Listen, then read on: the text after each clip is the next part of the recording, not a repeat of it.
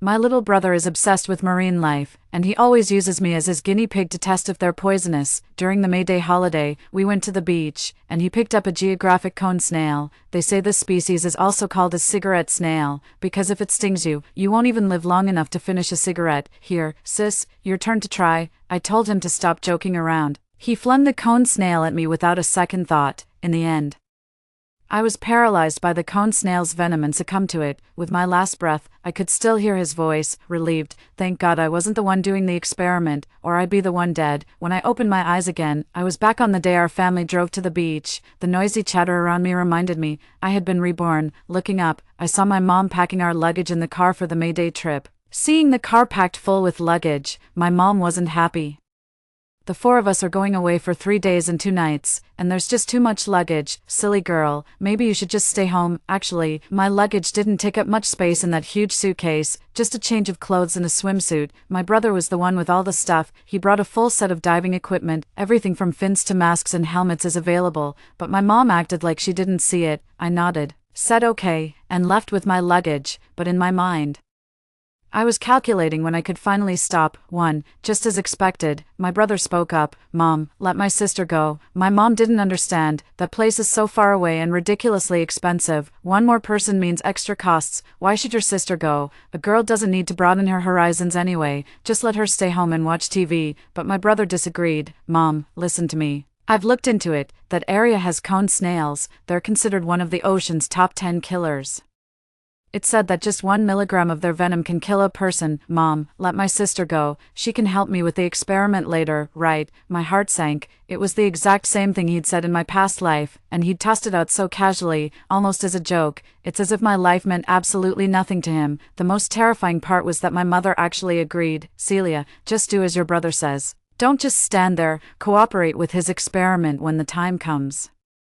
She couldn't care less whether I'd be poisoned by the cone snail or not. My dad also scolded me. Look how good your brother is to you. He went through all that trouble to find an excuse just so you could go. Otherwise, do you think your mom would have let you? And what do? Not only are you ungrateful, but you also want to ruin your brother's future. Have you no conscience at all? Having a brother like him is the greatest blessing you could ever have. Your brother is truly cursed to have you. Would you even want this kind of blessing? In my past life, they coerced and manipulated me into getting into that car. When we reached the seaside, my brother actually found a cone snail. He told me to touch it, but I refused. My mother grabbed me and started yelling, "You ungrateful brat, don't you dare act all high and mighty. The only reason you're here is to help your brother with his experiment. Now stand still and don't move." My father also snapped at me, "Stop dawdling and hurry up. If you delay your brother's experiment and ruin his future, I won't let you get away with it." Hearing their words, the younger brother gritted his teeth in fury. "Sabotaging my experiment is sabotaging my future. Sister, you're absolutely heartless." He glared at me viciously and threw the cone snail at me. I dodged. My mother grabbed me by the collar and said, "Quick, throw it down her shirt. It'll be easier that way." My brother grinned with satisfaction and immediately tossed the cone snail inside my clothes. I was trembling with fear, clearly feeling the cone snail sliding down my skin. I was indeed stunned by the cone snail's venomous spine and collapsed to the ground. My mom kicked me, telling me to stop faking it. The locals nearby sensed something was wrong and quickly called an ambulance for me, but when the ambulance arrived, my parents stopped the paramedics and insisted they check my brother first. "Check my son first, Oren touched the cone snail too, make sure he isn't poisoned." Even though the medics said my brother seemed perfectly fine, they stubbornly pushed for it. In the end, I was completely gone. My brother said with lingering fear, "Thank goodness mom and dad helped me, or I'd be the one who died this time. It's all my fault. If we had tried to save my sister first this time, maybe she wouldn't have died." My mom comforted him. "Don't you dare feel guilty. A cone snail's venom acts fast. A person can be gone in the time it takes to smoke a cigarette. Even if we had lifted her first, we couldn't have saved her. The doctor just arrived too late." My father also said, "If you want to blame someone, blame her ill-fated destiny. She was doomed from the start. Yes, I was born unlucky, but mom, dad, little brother, this time, I want to change my fate." The moment I said I wasn't going, my brother immediately got worked up. "Mom, look at her. We already agreed on this." "What do you mean we agreed? They've been calling all the shots from the start. I never had any say in this." My mom slapped me across the head with a sharp crack. "Don't be a buzzkill, you brat. You're going whether you like it or not, or don't expect any allowance next week. My brother and I are both in our first year of high school. The difference is, I'm a boarder while he's a day student. He gets 500 yuan in weekly allowance as a day student. But I only get 50 yuan for my weekly living expenses as a boarder, I sneered, and that even has to cover my monthly sanitary pad expenses. Life's already hard enough, and they still have to shortchange me. If you're trying to starve me to death, just say so. I'm not going anyway. 2. I grabbed my luggage and headed straight home. My mom was furious. You foolish girl, you don't know a good thing when you see it. Suit yourself.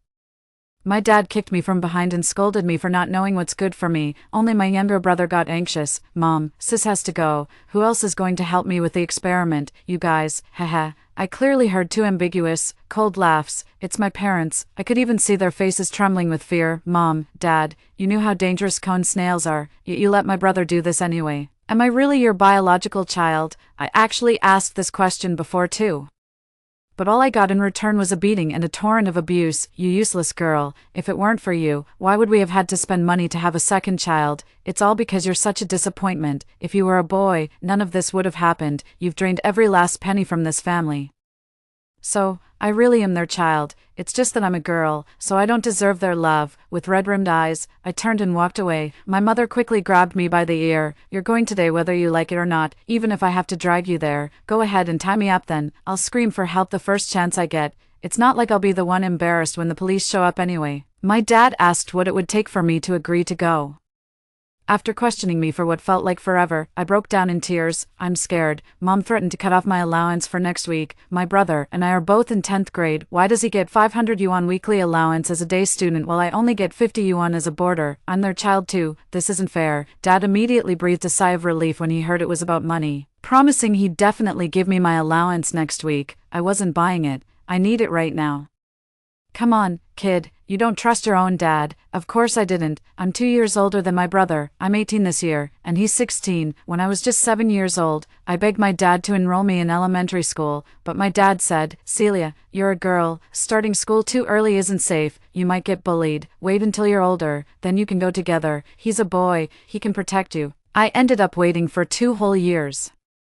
It took the neighborhood committee stepping in and rallying everyone to finally convince my dad. Even under those circumstances, I still had to wait for my younger brother. If my brother didn't go to school, I wasn't allowed to go either. I started school a full 2 years later than my peers. I'm already 18, yet I'm still in the same 10th grade class as my 16-year-old brother, him protecting me. Seriously, it's always been me looking out for him, not the other way around.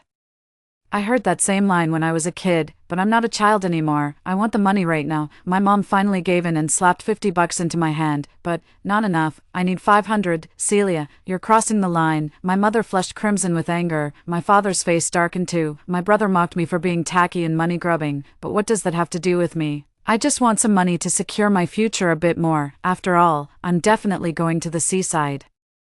How else would I get to watch you die with my own eyes? The trip was supposed to be a joyful occasion, but my asking for money cast a shadow over the car ride. My mom, in particular, was furious. My younger brother tried to calm her, saying, Mom, don't take it to heart with my sister. Besides, just think of this 500 yuan as covering 10 weeks of living expenses. That's over 2 months, sis. Since you've asked for over 2 months' worth of living expenses now. You can't ask Mom for any more until after summer break.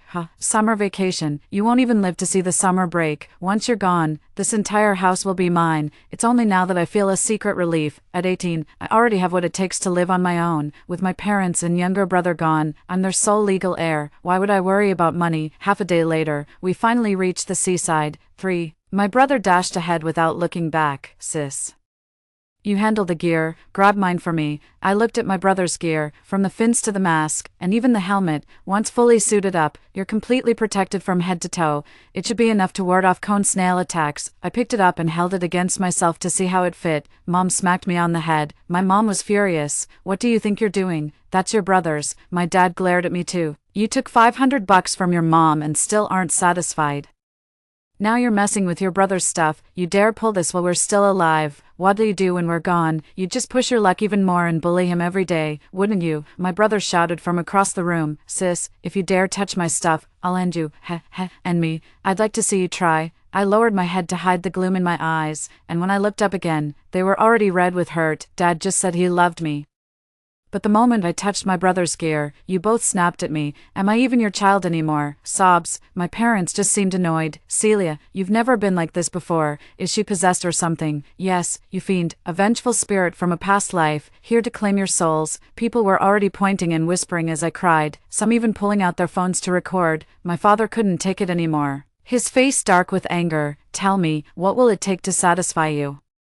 And don't you dare mention money again. I don't want the money. In my eyes, they're already dead. Spending even a single extra cent feels like it's coming straight from my pocket. I can't bear it. Sniffling, I said, I want the exact same diving gear too. My brother ran over from a distance and sneered upon hearing my words. Celia, have you no shame? This gear was specially brought back from abroad by Mom and Dad for me. It cost at least 20,000. Who do you think you are to deserve equipment worth that much? My mom also scolded me, saying I was a toad lusting after a swan's flesh. I cried even harder, wailing loudly. My dad, not wanting to attract attention, lowered his voice and said, Celia, that's enough. Where would we even find diving gear sold around here? We'll talk about it when we get back. Go back. If I don't have any gear, how am I supposed to go back? I sniffled. But I want it anyway. We don't have one here. So what do you plan to do? Don't even think about using your brother's. It's his size, and it's for boys. You're a girl. It wouldn't be appropriate for you. My mom was so angry and impatient that if there weren't people around, she would have thrown a punch. My brother was at his wit's end too, but he was determined to get this sorted out ASAP. He scanned the area. I saw his eyes light up with my own eyes. He spotted the fisherman's diving gear next door. He chuckled, sis. It's too late to get the exact same gear now. Since you've got $500, why not rent a diving suit instead? I'll take photos for you later. He thought I wanted the gear just to show off. I did play along and put on a shy act at the right moment. My mom scoffed, so young and already obsessed with vanity. Keep this up and you'll regret it someday. My dad glared back. If you want to rent it, hurry up and go. Don't waste time. I wiped my tears and rushed over. But not without turning back to remind my brother again and again, make sure to take lots of photos for me later. I want to post them on my social media. My brother chuckled in agreement, but his eyes gleamed with mischief. I knew he genuinely wanted to see me meet my doom. I went to a local shop. They sell full-body waders that cover you from head to toe, from the hood down to the rubber boots, keeping you completely dry once you put them on.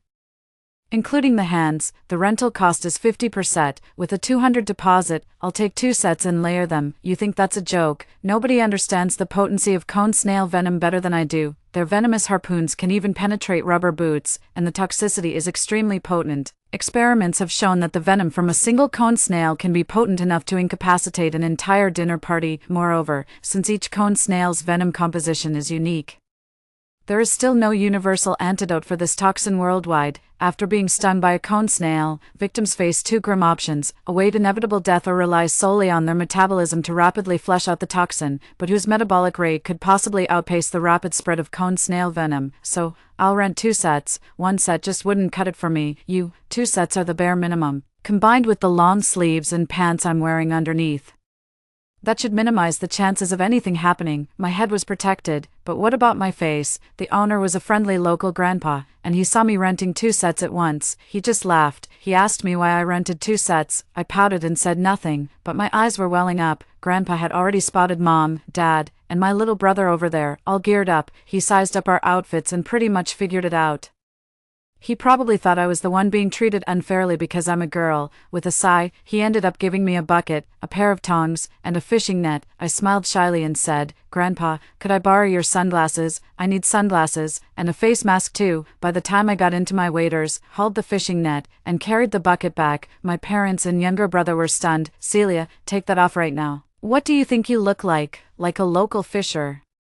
My mom was hysterical, and my dad's eyes were filled with disapproval. My brother sneered, It looks awful. Take it off right now. Mind your own business. Just help me take a photo. I just want to cosplay as a local for a bit. I dashed into the ocean to put some distance between us. Meanwhile, I scanned the seabed for that vividly patterned geographic cone snail, the geographic cone, reputed to be the most venomous of all cone snails, in my past life. It was the venom of that very cone snail that killed me. As I ran forward, the malice in my brother's eyes grew even more apparent. Finally, after half an hour, Celia, get over here now and start the experiment. No way. My parents exchanged a glance, then each grabbed one of my arms and dragged me toward my brother. They were grumbling and cursing as they pulled me along. How dare you defy me, your own father? If you're this rebellious at such a young age, what will you be like when you grow up? Forget about school, you might as well just stay home and wait to get married. Honey, she's already 18 anyway, let's set her up on some blind dates once we get back. The sooner she's married off, the sooner we can wash our hands of this. So they don't even want me to continue my studies. Despite my outstanding grades, my younger brother had already pinned down a cone snail the size of a palm with a stick. The moment I saw that cone snail with its gray patterns, my scalp tingled with dread. And scenes from my past life flashed before my eyes. The venom of the cone snail is extremely potent and has a powerful paralyzing effect, so you won't feel any pain immediately after being stung. Bullshit. But the most terrifying part is that you can distinctly feel your life force draining away rapidly. One cigarette. Truly, a person can be gone in the time it takes to smoke a cigarette. And now my brother wants to use me as his test subject. Hurry, strip her clothes off. Or how are we supposed to do the experiment? My brother yelled. I struggled while my father held me down, and my mother went to unzip my waders. The zipper, why won't it open? Is it broken? I saw this coming. I deliberately broke the zippers on both wading suits. I told the old man I'm buying these 2 suits, for $100, paid in full. With my mom's financial support, I can actually afford it. My mom went pale when she saw my zipper was stuck, and my brother was getting impatient. It took forever to find this cone snail. If we don't run the experiment soon, it'll die and lose its toxicity. Then what's the point? Mom, Dad, you've got to do something. Go for her face. The mask on her face, it can be torn off. That's how ruthless my mother was. She was willing to sacrifice her own daughter's life to support her son's experiment. Overwhelmed by a surge of hatred, I finally broke free from my father's grip. And the bucket in my hand was swiftly slammed over my head before my brother could strike. I fled in a blind panic, running frantically forward. As I ran, I screamed, "Help, help, someone's using a cone snail to harm people, is using a cone snail to harm someone equivalent to poisoning. How many years would that get you in prison?" The moment I finished speaking, everyone nearby turned to look, even if they didn't know what a cone snail was. They understood what poisoning meant, and they certainly knew how to gawk at a scene. My mom was so angry, steam practically came out of her head. My dad was furious too, his face as dark as soot. Only my younger brother was displeased. What do we do now? She ran off. How are we supposed to drag her back in front of everyone? My parents also sighed and tentatively asked my brother, "Maybe we should just call off the experiment for now." No, my brother roared. I said, "We're doing this.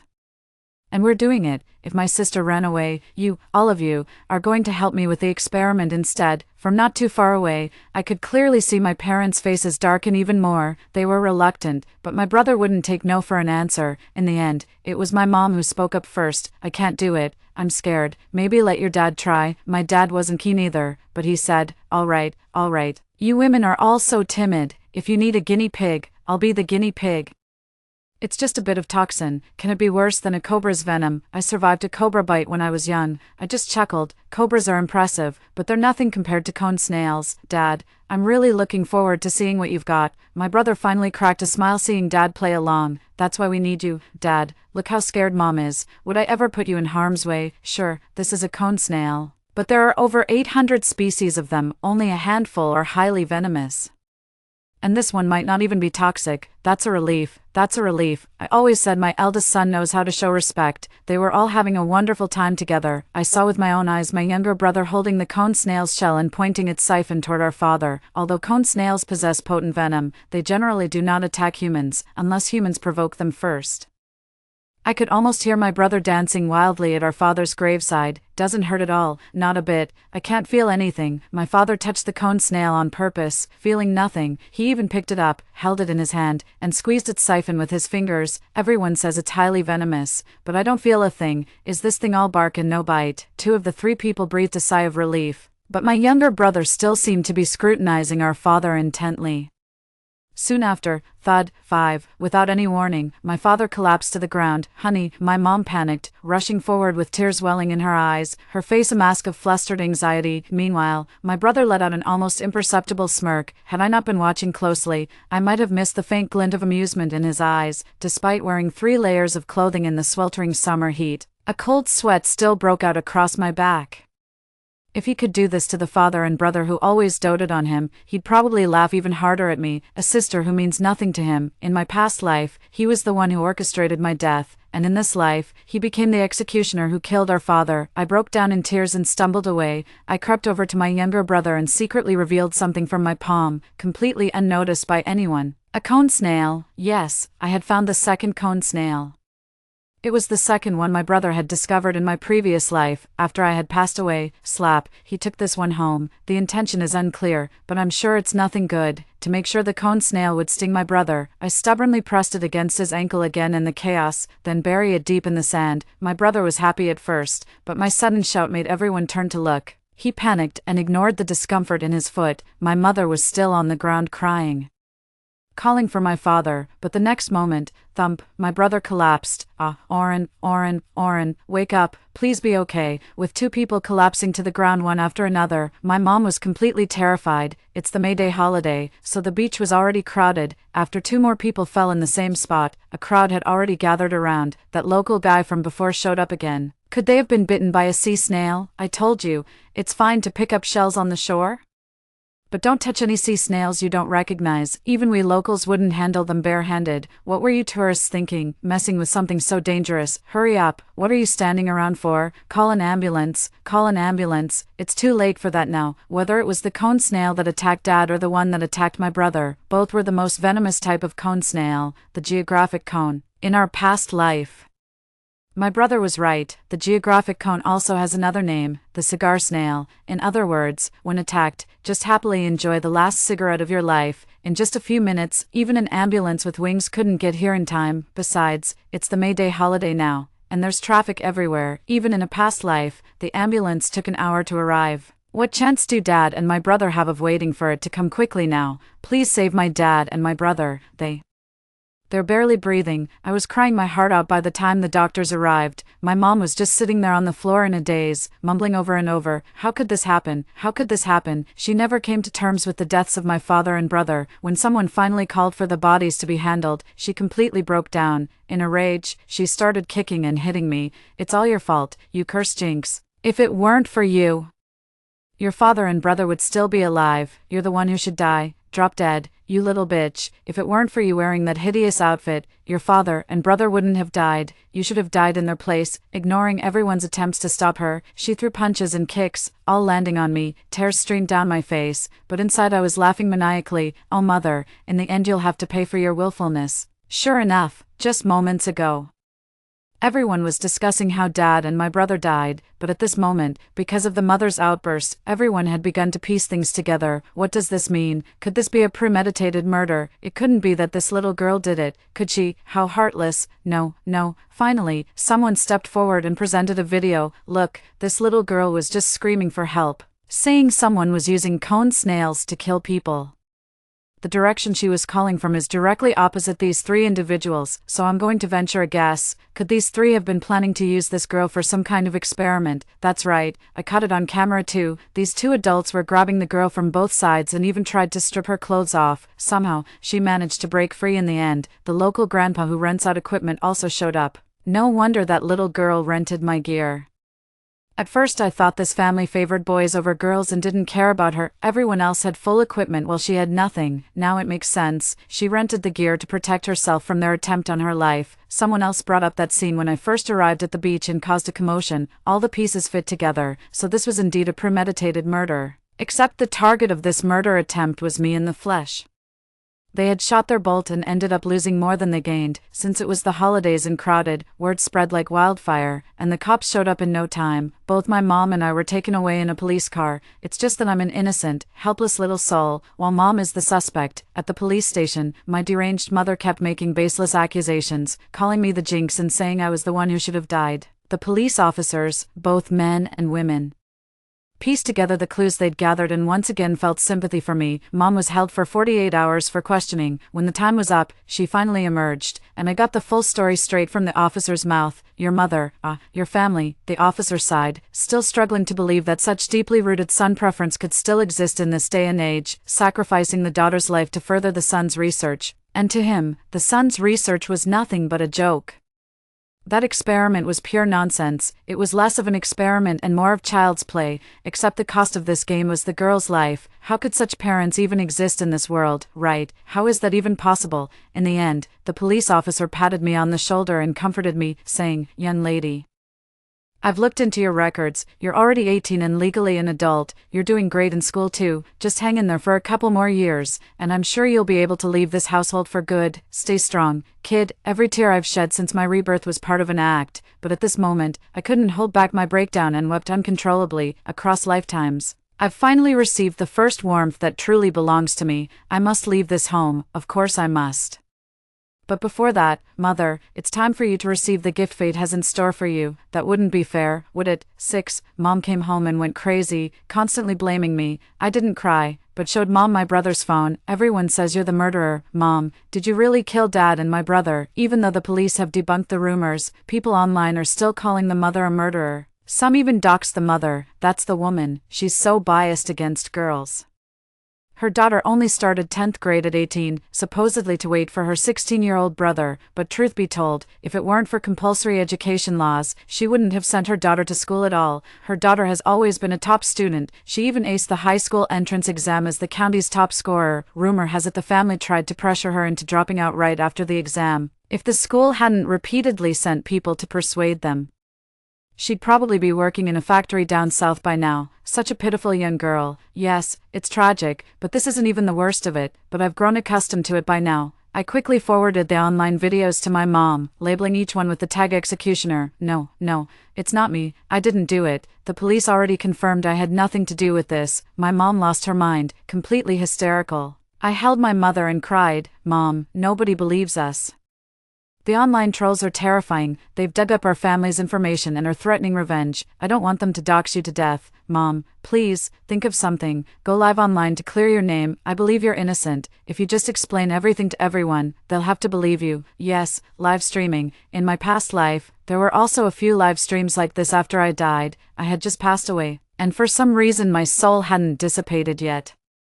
I followed my family around and witnessed them using my death as a gimmick to start live streaming. Since cases of death by cone snail are extremely rare, they kept bringing it up in their streams over and over. They even gave interviews about it, charging over 30,000 yuan per appearance. They spared no effort in front of the camera, saying, blame my hopeless daughter, she just had to touch it when I told her not to. If only she were as obedient as her brother. Oren even warned her specifically.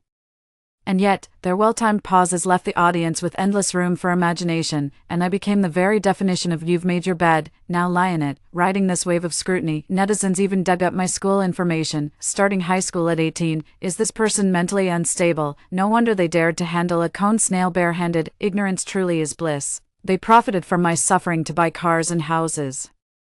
While my brother's expertise in marine biology earned him a special admission to a prestigious university, basking in glory overnight, but this time, there's no live stream. How am I supposed to vent my anger? My mom was genuinely afraid someone might retaliate. Although she didn't want to take my advice, she couldn't stand the gossip and backlash, so she ended up going live. On the live stream, she was crying her heart out. It wasn't me, I swear. The police already confirmed I had nothing to do with it. They accidentally touched a cone snail. I never killed my husband or my son. So you didn't kill your husband and son, then how did they die? Did your daughter kill them? My mom caught that remark perfectly. Her eyes suddenly lit up for a moment. Yes, it was my daughter, that little wretch. She's the one who killed my husband and my son. If it weren't for her, my husband and son would never have died. She is the real murderer. I'm calling the police. Her expression was agitated, and she even dragged me from where I was hiding to stand in front of the camera, in front of all these netizens. Tell them, did you intentionally kill your father and your brother? You're a murderer, aren't you? My mother looked completely deranged, like a true madwoman. She glared at me viciously, digging her nails into my skin, and I cried even more uncontrollably. But she's still my mother, Mom.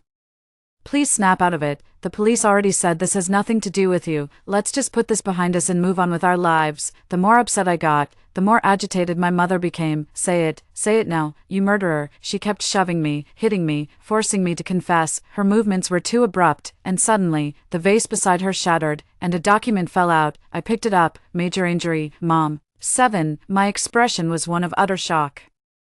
My voice trembling as if I had witnessed something utterly unbelievable. I wanted to speak, but then I suddenly noticed the live stream. For the first time, I rushed over to the live stream and quickly shut down my mom's broadcast, and at that moment, my mom also saw the document, the major injury and death insurance policy, my dad's. Actually, there are two policies, both my dad and mom have one, naming each other as the sole beneficiary for major injury or death.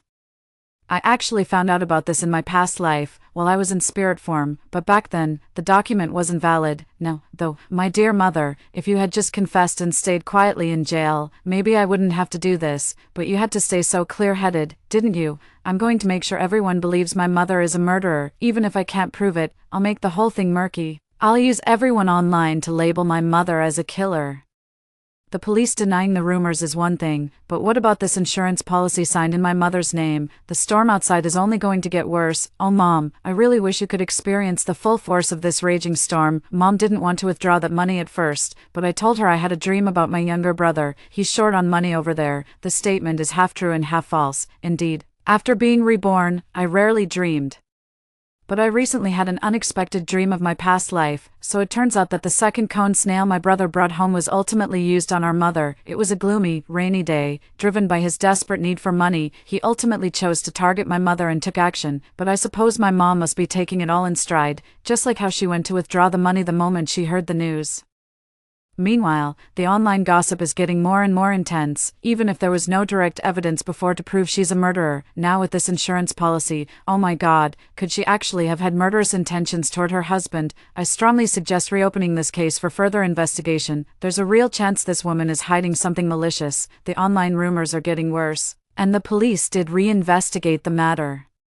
But it turns out my mother is completely innocent. My mother has been driven to a mental breakdown by the relentless attacks. I'm begging the police to help clear my mother's name once and for all, but I know exactly how those online folks operate. What difference does it make even if the police debunk the rumors? In the public's eyes, my mother is a murderer. Even if she isn't, she's still tainted. She lives in constant, deep-seated fear every single day. One day, she finally dragged me to jump off the building in a frenzy. Die, you die with me. Your father and brother are both dead, and I can't go on living either. Why should you still be alive? You were a slave in this family while you were alive, and you won't break free even in death. Let's jump off the building together. No, please don't. Mom, stop. My frantic struggling had already drawn a crowd's attention. Someone had already called the police upon hearing my mom trying to take me with her in the jump. Some even accused her of being unfit to be a mother. Unfit, you say? I'll show you what unfit really means. She shoved me violently, but my survival instinct kicked in and I dodged, ate, and then, in a moment of misstep, she ended up jumping off the building. The louder I cry, the more wildly I laugh inside. Mom, Dad, and my dear brother, you're finally reunited, after their passing. I inherited all of their estate, critical illness insurance, 10 million, their house, their cars, even their savings, all of it is mine. I consolidated all their assets, which came to nearly 20 million. I didn't know the password to their savings at first, but in my past life as a ghost, I happened to see them entering it over and over. Taking their money was a piece of cake. Using their money is only right and proper. Most importantly, I'm only 18, still in school, and have a bright future ahead of me. I have to thank my mother, because her account made my father and brother's deaths a confirmed accident. Even if she bears countless accusations, in the eyes of the law, she remains blameless, so their deaths won't affect my future. I truly have a bright future ahead of me. 3 years later, I finally got into my dream school, Peking University. My wonderful life is gradually unfolding. Story 2, in the scorching apocalypse of Blue Star. An alien system descended. My younger sister snatched the more civilized all-female planet, leaving me the barbaric all-male world, but the all-female planet was filled with aloof beast women beauties. My mediocre sister ended up with menial labor and got exiled across the stars for a major work blunder. Meanwhile, my all-male planet was full of gentle beast men hunks who not only pampered me like royalty but crowned me as the planet's sole matriarch.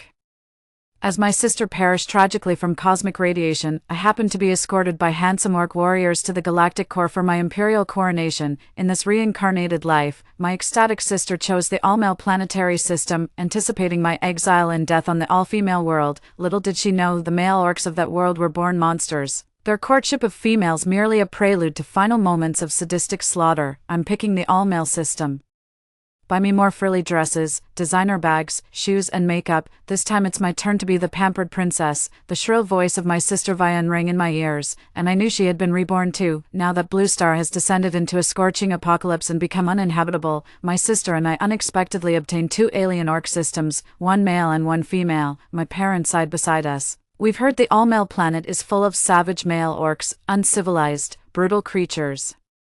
It's too dangerous for a young girl like you. Let your older sister go instead. The all-female planet has an advanced civilization. She'll live like royalty there. I was used to my parents' favoritism, but a heavy wave of disappointment still washed over me. In our past life, with our parents' help, my younger sister obtained access to the advanced all-female star system. To everyone's surprise, my sister completely rejected our parents' kindness this time, rolling her eyes dramatically. She retorted, "Those are just rumors. The male orcs on all-male planet are all real gentlemen. They'd protect delicate females like us. A clueless bookworm like my sister belongs with those man-hating spinsters on the all-female planet." Unable to change her mind, our parents reluctantly agreed while I secretly smirked on the sidelines. 1. Having died too young in our previous life, my sister only witnessed my apparent glory. She never knew the male orc's true intention. After pampering me like a princess, their so-called escort mission to crown me empress at the Cosmic Center was actually my execution in disguise. After awakening our respective systems, my sister and I were teleported to the alien planets we'd chosen. Before even landing, my sister couldn't wait to activate her neural interface and share real-time visuals with me. "Big sis, I'm so excited about our new life. You won't freak out if I turn on the feed?" "Right," I shook my head. I was just as thrilled. After my sister arrived on the all-male planet, the land was already crowded with welcoming male beastmen. I recognized all 4 of those broad-shouldered, narrow-hipped, drop-dead gorgeous beastmen leading the welcome. There was the noble lion King Davian, the testosterone-fueled wolf Colonel Marcus, the refined crane physician Hale, and the sunny panther cub Mordecai. They stood in formation, paying respects to my sister with chivalrous salutes. "Welcome back to All-Star, our princess." Vian wiped her lips, her eyes sparkling as she froze in place. King Davian the golden lion approached gently, asking, "Noble Princess Vian, who would you like to escort you back to your chamber?" The princess dropped all pretense of restraint. All of them, of course. My younger sister was already lounging on the plush, air-conditioned princess bed, attended by her orc manservants. Meanwhile, I was still dragging my heavy luggage around. Searching for the reception desk of the all-female planet, my sister couldn't help but laugh mockingly. "Big sis, this is just the appetizer. Wait till you meet those old hags. That's when your real suffering begins." In my past life, I'd activated neural link sharing out of concern for her, so I'd naturally witnessed her arrival on the all-female planet before. Back home, my sister was used to being pampered by our parents and taking my belongings without asking. So when we arrived on the alien planet, she still acted like the most privileged guest, ignoring my warnings, barging into an unoccupied house, helping herself to whatever she fancied. When confronted by the rightful owner, she refused to apologize, claiming nothing in that hovel was worth her attention anyway. Naturally, this earned her universal contempt from the all-female inhabitants. Assigned to work at a nutrient synthesis plant, my sister couldn't handle the labor. Convinced the beast women were jealous of her beauty and tormenting her, she deliberately slacked off until factory equipment got damaged from idling. They locked her in the gatehouse to reflect on her actions. Later, when she saw how well I was living on the all-male planet, she took it as gloating. In a rage, she severed our neural link connection. Whatever happened after that, I'll never know. Suddenly someone called out my name. "Sky." I looked up to see a tiger beast folk in military uniform standing right before me, strikingly beautiful, poised with heroic bearing, resembling a glamorous ethnic minority actress rather than the which my sister had described. I hastily raised my hand and rushed over, dragging my heavy luggage behind me. The younger sister couldn't help but laugh. "Sis, I've never seen someone so eager to suffer. That tigress aura is downright vicious. Enjoy your misery. My merman maid just invited me to soak in the mountaintop hot springs. Not that you'd ever get to see such luxury." With that, she terminated the holocall. Ignoring my sister's remarks, I stood before the Tiger General and introduced myself politely. "Hello, I'm Sky." The Tiger General lifted her chin imperiously. "I am Aura, commander of the all-female planet's military base. You're the first extraterrestrial to visit our world during this beastkin rutting season. Her Majesty cannot receive you, as I've taken suppressants. I'll give you a planetary tour first." Mating season. In my past life on the all-male planet, I'd heard this term before. The male beastmen explained that without females, they'd suffer agonizing symptoms, and my presence could alleviate their pain. I couldn't help voicing the same question I'd had in my previous life. Why are there no male creatures on the all-female planet? A glint of hatred flashed in Aura's eyes.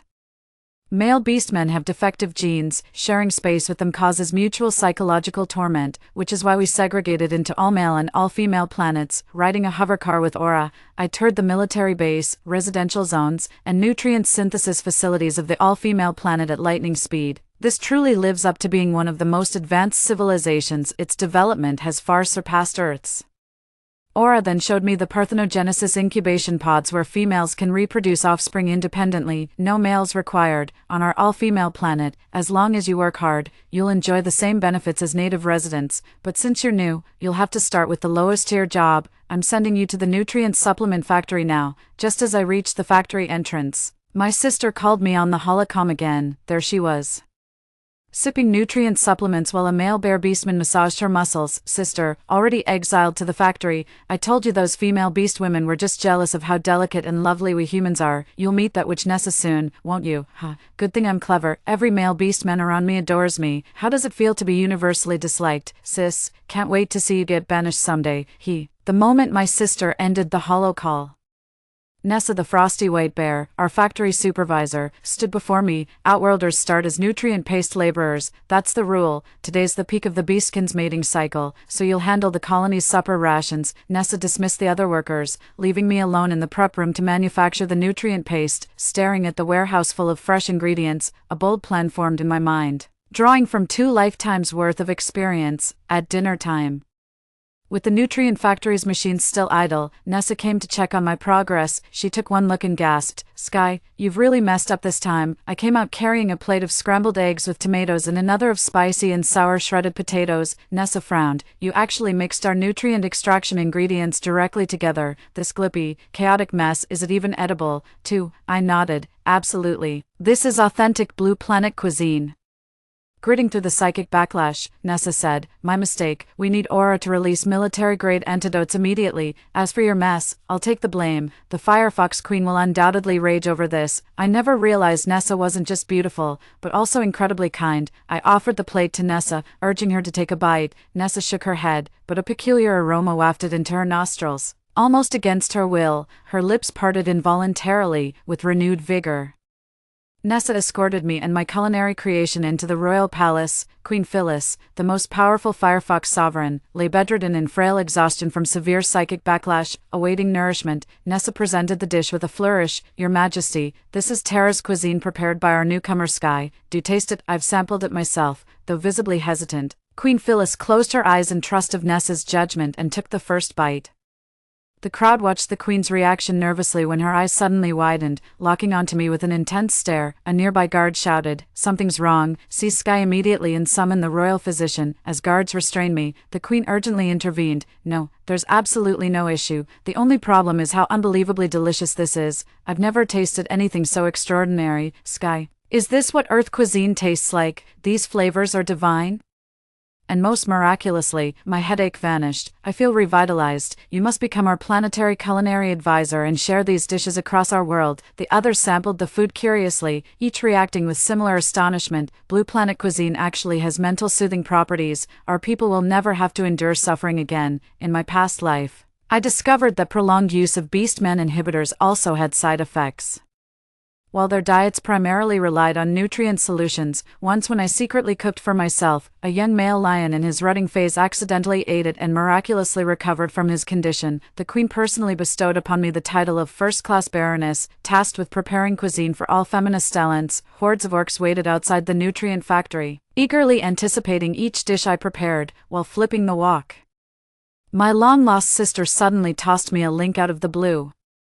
She'd launched an interstellar livestream across the Androsphere. The moment I entered the cosmic livestream, the viewer count had already surpassed 100 million. The moment little sister twirled in her cupcake dress, the screen exploded with comments. "So adorable, truly the epitome of human femininity. We're smitten. Eternal loyalty to our most noble superstar Princess Vienne." How does one become Princess Vienne's attendant? Several familiar orc faces appeared in the video, all gazing adoringly at my sister while indulging her every unreasonable demand. My sister immersed herself in the role far quicker than I did. I could see the predatory glint in those male orcs' eyes, the telltale crimson glow signaling they were ready to claim their prey. I couldn't help warning her, "Be careful around those male orcs." My sister just laughed. "Oh sister, you're just jealous they favor me. Look at you, reduced to a lowly cook on the planet of females, stuck forever under those old hags' thumbs with no future in sight." Male beastmen in the live stream started hurling insults at me. "You stinking wench from the all-female planet, you ugly hag. How dare you compare yourself to our darling Vienne? We'd never be interested in a shrew from the all-female planet. Only a delicate, docile girl like Vienne deserves our love." My sister gleefully kicked me out of the stream to please her audience. adding, "After all, she's still my sister. No matter how jealous she is of me, I won't hold it against her." Outside the livestream, I saw countless male beastmen spamming, "Just kill Vianne's sister, wipe out all the females on Femina Prime." General Aura squatted beside me, munching on the baby bok choy I just stir-fried, and reassured me, "Relax, now that we've lifted the psychic suppression, those scum can't lay a finger on you with us around." A few days later, my sister suddenly sent a distress call through her neural comm. "Sis, come save me, quick." I immediately turned to look. There she was, barely dressed in scraps of fabric, cowering in the bathroom with pitiful, pleading eyes. Did the all-male orc planet make their move early? That can't be right. In my past life, I never got used to male orcs' constant attention. Just adjusting to the environment took me ages. The orcs pretended to be patient with me, but they'd sneak into my room at night to torment me.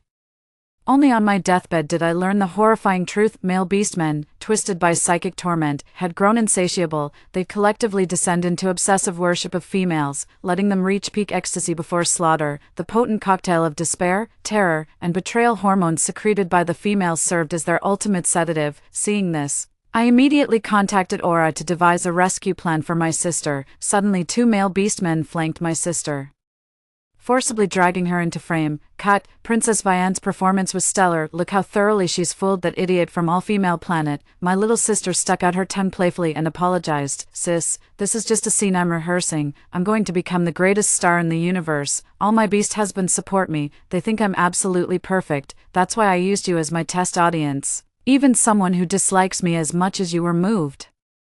So I must be doing great, right?" But I sensed danger lurking beneath her words. My sister had always dreamed of being a celebrity, but with her average looks and figure, breaking into the industry was an uphill battle. No one showers you with affection for no reason. Those male beast folk were deliberately stoking her emotions to euphoric heights. Little sister remains oblivious to the peril she's in. I decided to give her one final chance. "You're in grave danger on Androsphere. We can petition the system for your extraction. You could return to Gynosphere and cook with me." Vianne doubled over laughing. "Sky, just because I call you sis doesn't mean you're hot shit. Gynosphere, that shithole. I'd rather die on Androsphere than set foot there again. If you enjoy suffering, be my guest." The barrage of vile insults in the live chat made my skin crawl. I calmly switched off my neural interface. Some people just won't be helped. I've done what I can, and the rest is up to fate. Just then, Lissa, the doe-eared sister assigned to care for me, pushed open my door. "Sky, time to rise. Her Majesty has invited the entire planet's elite to attend your lecture today. The perk of living on an all-female planet. Every beastkin sister smells divine. None of that musky odor male beastmen carry." With Lady Lissa's help, I changed into my first-class Baroness gown and followed her to the square. The stands were packed with female orcs chanting my name. I never realized I'd gained so many fans. Queen Phyllis held my hand and explained with a smile, "Your blue star cuisine has liberated us from spiritual suffering. You've earned the people's adoration." A white-haired, bespectacled sheep grandmother stepped forward. "So you're Sky from Blue Planet. I've sampled your Earth cuisine. The ancient Terran civilization truly is profound. I'm quite fascinated by it." Lissa quickly whispered to me, "This is Dr. Portia, the most revered archaeologist on our all-female planet." I responded courteously, "Earth cuisine is but a tiny ripple in our civilization's ocean. Across the river of time, we have countless historical legacies that continue to inspire." Dr. Portia asked with trembling excitement, "Would you elaborate on that for us, before the scorching apocalypse?" I was already a dual champion in both arts and sciences, and a hardcore history enthusiast. I immediately launched into tales ranging from Emperor Qin and Emperor Wu of Han to Emperor Taizong of Tang and Emperor Taizu of Song. The all-female aliens were utterly spellbound, never imagining this now desolate planet once boasted such a magnificent civilization. Dr. Portia excitedly petitioned the Firefox Queen, "We must appoint Sky as our historical expert to assist my research in ancient blue planet studies. This could bring transformative changes to our world."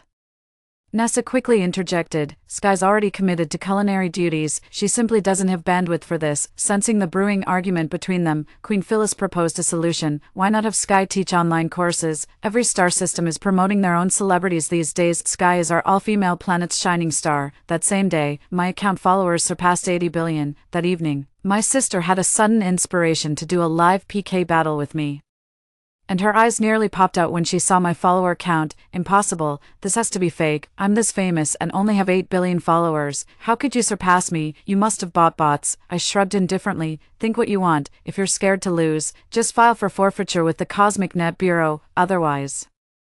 Let's PK, fake fans don't spend money, we'll see who's real soon enough. My little sister, constantly worshipped by a horde of male beastmen, was naturally confident she could beat me, but her meteoric fame, just an illusion carefully crafted by the all-male planet's agenda, her fanbase was almost entirely built by Chuanchum's own residents. As viewers from other galaxies had zero interest in watching some princess wannabe act out cringeworthy plots. Yet my tales of ancient blue star civilization captivated countless extraterrestrials. When the PK battle began, the entire beastmen population of Chuanxin went wild, supporting her with donations, putting her way ahead of me initially. Seeing this, Queen Phyllis immediately ordered her subjects to flood into my livestream and back me up. In no time, my likes miraculously tied with my sister's. Dr. Porcius studies ancient cultures across planets and enjoys immense prestige throughout the star systems. At her rallying cry, even extraterrestrial residents came to support me, turning the tide into a landslide victory. The dashing orc gentleman in my sister's livestream couldn't stay composed either, all urging her to concede. Dr. Crane Hale whispered in his sister's ear, "Sorry Vian, your sister's faction is too numerous. Even if Androxia exhausts all its resources, we can't possibly contend with the entire star system." Panther Mordecai chimed in, "Exactly, Vian, being a celebrity isn't all that fun. How about becoming the empress of a planet instead?" The younger sister impatiently slapped them both across the face. "Enough already. I don't want to be any damn empress, I just want to be the hottest star in the galaxy. You will make this happen for me." I saw Hale and Mordecai exchange a glance, their eyes turning frosty as they looked at my sister. Oblivious to their hostility, my sister kept campaigning desperately for votes. In the end, she still lost. After obtaining the Queen's approval, I donated the entire massive prize money from the PK competition to impoverished star system residents, and instantly gained over 100 billion new followers. My sister watched in red-eyed fury as General Aura and head chef Nessa, both of whom she despised, doted on me like a little sister. Even the queen she'd never met in her past life treated me as an honored guest, while all the beast women of all-female star embraced me as family. This shouldn't be happening. How come you get treated so well? I just got momentarily angry at their rudeness and poisoned the nutrient supply line, that's all. Yet they exiled me to deep space. Those beast women are clearly all wicked witches, so why are they only nice to you? I was speechless. So this was why my sister got exiled. She absolutely deserved her fate, I sneered. If you want kindness from others, start by being kind yourself. Before pointing fingers, take a good look at your own actions. My sister angrily cut off our holocall in a huff. She didn't contact me for the longest time until 1 month later. When I was teaching Queen Phyllis the newly popularized game of Go, suddenly my sister's call came through again. "Sis, open your eyes wide and see for yourself.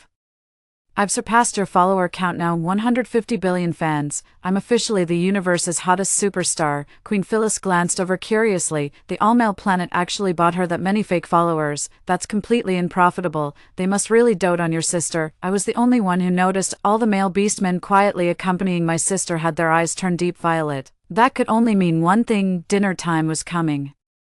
I immediately sent my sister a private message. "Haven't you noticed? The male beastmen around you are undergoing mutations. They'll soon turn you into tranquilizer potion ingredients." Even though my sister and I never got along, I despise those beastmen who play with women's hearts even more. My sister glanced down, then sneered, "Jealous, trying to come between me and my mates. Dream on. I've always been more desirable to men than you'll ever be." She then showed the private message I'd sent her to the beastmen around her. I caught the flicker of shock in their eyes before they quickly schooled their expressions. They immediately comforted her. "Nonsense. We're just going through our rutting season. Being near Vian alone soothes our spiritual energy. We don't need any potions." Colonel Marcus the Grey Wolf suddenly pressed his face close to the screen, remembering how he'd tenderly tortured me to death in our past life. I felt my hair stand on end. Marcus stared at me and spoke slowly. "You're clever, but it's all self-satisfied cleverness. Mind your tongue about things you shouldn't say." My sister abruptly pulled Marcus away in alarm, then shot me a wary look. "Don't even think about seducing my Grey Wolf. Werewolves made for life. He'll only ever be loyal to me." Marcus actually knelt down and kissed his sister's feet right in front of the cameras. "That's right, my little princess Vian. Marcus will forever be your devoted servant," never glancing at another woman. The sister smiled in satisfaction. Only I knew, at this very moment, the sister's emotional meter had peaked, and the male beastmen were already preparing the execution. In the following days, the younger sister remained active on the interstellar network as usual, but unusually, the beastmen of all-male planet rarely stayed by her side anymore. During her final live stream, she finally broke down in tears. venting her disappointment toward the male beastmen. Contrary to her expectation where everyone would grovel for forgiveness, those usually gentle and considerate beastmen now brandished knives with sinister grins, all pointed at her. "Stop, what's wrong with you all? Don't scare me like this, I'm your rightful wife master," the golden lion Davian sneered. "We've endured you long enough for this moment, you filthy low-born female. Your despair and terror are the finest psychic sedative for all citizens of All-Male Planet," my sister screamed and dodged, causing the live stream to cut out abruptly. I remained silent for a long while, fearing she'd met the same fate as in my past life, but moments later, her neural link unexpectedly reconnected to my channel. The screen showed her huddled under blankets, face barely visible, as she whispered timidly, "Sis, I was wrong. That offer to take me to Gynopia, did you mean it?" I asked suspiciously, "You're okay now? What about the beastmen of All-Male Planet? They just let you go?" My sister's bruised and battered face suddenly filled the entire screen. "Sky, happy to see me like this. You knew the truth about All-Male Planet all along. Was it fun playing me? You never actually wanted to save me. If you did, you wouldn't be spouting all this nonsense. You're just as fake as those women from All-Female Planet." Suddenly, countless male beastmen appeared in my sister's feed, beating her while extracting her despair and fear, all the while hurling curses. "Didn't you promise to help us trick those bitches from All-Female Planet? We're only keeping you alive because you swore you'd turn them all into our resources. Now go do your damn job." My little sister's face was completely smeared with blood, her features unrecognizable. She glared at me with pure hatred. "This is all your fault. You did this to me. I'll make you pay for this." Terrified, I disconnected the neural link and screamed, "Aura, save me." The All-Female Planet immediately went into emergency lockdown, with Queen Phyllis and General Aura both stationed in my chamber. "Don't be afraid, Sky, our planet's military might is formidable. The all-male invaders don't know the terrain, they won't make planetfall anytime soon. We've got ample time to prepare." Nessa brought over a bowl of her newly learned herbal tonic to coax me into drinking it. "Just drink this and rest, Sky. Don't overthink it. By the time you wake up, this will all be over. Our planet won't fall so easily." After drinking the soup, I lay down but tossed and turned, haunted by the nagging feeling that I'd overlooked something crucial. A meteor streaked past the window, then it hit me. My sister was also reborn. She'd been to All-Female Planet before and knew the way. I sprang out of bed and rushed to find the Queen and General Aura, but Aura beat me to it, reappearing in my room. "Aura, I have something urgent to tell you." Aura pressed her katana against my throat. "Haven't we Amazons treated you well? Why would you betray us?" I was completely baffled. "Aura, what's wrong? Why would you say that? I consider Femina my home, and you're all my dearest family." Aura's eyes burned with anger. "Then why did you reveal all Femina's secret paths to your sister? She's already led the Andrus invasion force through our defenses. No outsider could possibly navigate our layered barricades without insider knowledge." There was no turning back now. Whether they'd believe me or not, I had to reveal the whole truth. "Rebirth. So in your past life, the system transported you to All-Male Planet, and it was actually your sister who ended up there." Aura's face showed hesitation when suddenly the door burst open. The Queen, Nessa, Lissa, and even Portia all came pouring in. "We should trust Sky's words. She's our sister. If she wanted to harm us, she's had countless opportunities before." Aura lowered her knife, pulling me into a tight embrace as she apologized. "Sky, I'm sorry. I was truly terrified of losing you as my best friend." I patted her back and said, "She's reborn, and so am I. I know the orcs' weaknesses, enough to drive them back." As Aura and I reached the front lines, my sister stood at the vanguard of the Orcish forces, directing them to residential and military zones. My sister had gone from victim to accomplice, a willing enabler of their atrocities. My sister smirked triumphantly at me. "Big sis, be smart and tell these bitches to surrender. I've gained half-male status now, far superior to you lot. I call the shots here, beg me nicely, and I might go easy on you." I studied the male beastmen. They'd clearly all taken suppressants. In my past life, I'd accidentally discovered a crucial weakness. Male beastmen under suppressants can't tolerate women's joyful singing. The female beastmen unaffected by psychic backlash began singing, and the males immediately paled.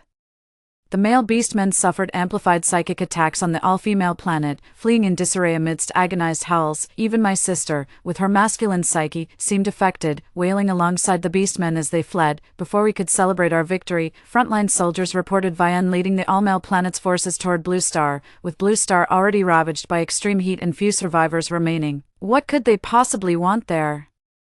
I answered my sister's neural call. They were almost here. My sister smirked triumphantly. The beast women of all-female planet have defenses and psychic suppression, but Blue Star is full of ordinary human girls like me. Let's capture them all for all-male planet, then destroy Blue Star. With this, we could develop superior suppressants and dominate the universe. I paced anxiously. Blue Star was my homeworld, inhabited by my people. Nobody wanted to see it harmed more than I did. Queen Phyllis and Dr. Portia came looking for me. Sky, you've shown us the full splendor of Blue Star's civilization during this time, though it's now facing an apocalypse. The cosmic cycle works in mysterious ways. One day, life will flourish here again. The people of All-Female Star have unanimously decided to help Blue Star defend against the all-male star invaders, deeply moved by their words. I boarded the spaceship back to Blue Star with Aura and the others. My sister's team had already landed before us. My sister went to the underground city entrance near our home first and tricked our parents into coming out. Mom and Dad's faces lit up with joy when they saw their daughter. Sweetheart Vian, you came back to visit us. How's life on the alien planet? Are you finally able to take us there for a better life? Without responding, the girl coldly pointed at my mother. Take this one as ingredients for potions. As for the male specimen, he's useless, just dispose of him. Our parents stared at their daughter in horror. Vian, what are you saying? How could you treat your own parents like this? Marcus the Grey Wolf affectionately patted his sister's head. Good girl, bring us more human women tonight, and you'll get a special reward. The sister's eyes lit up as she pretended to be an injured human, luring people out from the dungeon entrance. Any man who emerged would be killed, while women would be taken captive. I arrived just in time with an all-female strike team, broadcasting a warning to the humans in the dungeon. Don't trust this woman, she's betrayed humanity. The footage showed the sister manipulating their parents. No one else emerged, not even when the Blue Star Defense Force launched an assault against the Androsians. Caught in the Gynosians' pincer attack, the Androsians suffered heavy losses again and fled in disarray, this time abandoning the sister in their retreat. The dungeon leader emerged for diplomatic talks, where I represented the all-female planet in signing a mutual assistance pact with Earth. My little sister tried sneaking into the dungeon, but Mom yanked her out by the collar. You wicked girl, you got your father killed, and now you want me abducted by aliens for experiments. Have you no heart? The Earth Defense Force conducted a lawful tribunal to adjudicate my sister's case. My sister glared defiantly. I'm the biggest star on all-male planet. How dare you arrest me? Your lives mean nothing. What matters is my survival. Mother looked at me with sorrowful eyes. Sky, at least I still have you. You'll stay and take care of me, won't you? I stepped back and said coldly. You've always favored her over me since childhood. Now I have my own family. Aura and Lissa opened their arms wide to me. Sky, we were worried you wouldn't make it back to all-female planet. I left some supplies for the Blue Planet inhabitants, promised continued aid, then boarded the spacecraft with the all-female planet delegation. Later, my sister was executed by Blue Planet law for crimes against humanity. Rumor has it her last words were about waiting for the male beasts from all-male planet to come for her. We compiled documented evidence of all-male planet's atrocities and submitted it to the Galactic Court, triggering a united interplanetary tribunal against them. The all-male planet faced sanctions, with Cosmic Court dispatching garrisons to strictly monitor their activities. I lived happily with the female beast folk on the all-female planet. Story 2. The day the apocalyptic flood surged up to the 20th floor, my boyfriend instinctively picked up his childhood sweetheart, but he said to me, I owe her this. If we both survive, we'll get married. After that, he immediately carried his childhood sweetheart and ran towards the rooftop. I, on the other hand, with my injured leg, was swept into the icy current of the apocalyptic flood. 1. At 5 a.m., the sky in J City was blood-red, veiled in a thick mist. In the stillness, it seemed as if something could emerge from the blood-red fog at any moment. When I was a child, my great-grandmother used to say that a red sky foreshadowed heavy rain, floods, and great disasters. I was terrified when I heard that, but as I grew older, I thought these were just legends, nothing to be alarmed about. I checked the weather forecast, which indicated strong convective weather in the coming days. The sweltering heat that had lasted over a month was finally going to subside. Today was the 5th anniversary of my relationship with Kane. When he got home from the night shift, the blood-red sky suddenly unleashed a torrential downpour. Originally, we had planned to go out and celebrate, but given the weather, it seemed impossible. While Kane was taking a shower, I quietly placed the gift box next to the breakfast. However, as soon as he stepped out of the bathroom, his phone rang. He glanced at the downpour outside the window and was about to hang up. But when he saw the caller ID, he immediately answered the call. "Kane, it's raining cats and dogs. The sky outside is so terrifying. I feel so cold, and I'm shaking all over. I can barely breathe. I'm so scared." Whoa. The dining room was so quiet that I could clearly hear the voice on the other end of the phone. The girl sounded pitiful and weepy. "Phoebe, have you taken your medicine? Wait for me. I'll be right there." Kane didn't even look at the breakfast on the table. He casually changed his clothes, grabbed an umbrella, and headed out the door, not even bothering to tell me where he was going. I didn't say a word. Just as he opened the door, I reached out and pressed against the door panel. I quietly slipped between him and the door, my back firmly against the cold, hardwood. Kane rubbed his temples, his tired face filled with annoyance. "Phoebe's anxiety is acting up, and I need to go, you know. If it weren't for her saving me back then, she wouldn't have gotten hurt, missed the college entrance exam, or developed psychological problems. Paige, we're almost getting married. I hope you can treat Phoebe like a sister." Kane put his arm around me, not to comfort me but to move me aside. "I'm already exhausted. Can't you be more understanding?" Understanding, every time. I'm the one expected to be understanding. At company gatherings where family members were invited, he'd leave at the drop of a hat because of a call from Phoebe. The day we went to try on wedding dresses, I walked out of the fitting room full of excitement, only to find he was gone. All he sent me was a message. "Paige, just letting you know, Phoebe's anxiety is acting up, and I'm going to check on her on my birthday." He also left me behind because of Phoebe. "Kane, do you really have to go today?" "Paige, don't be unreasonable. I've already told you where I'm going. I'll be back soon." Phoebe works alone in J City with no one to rely on.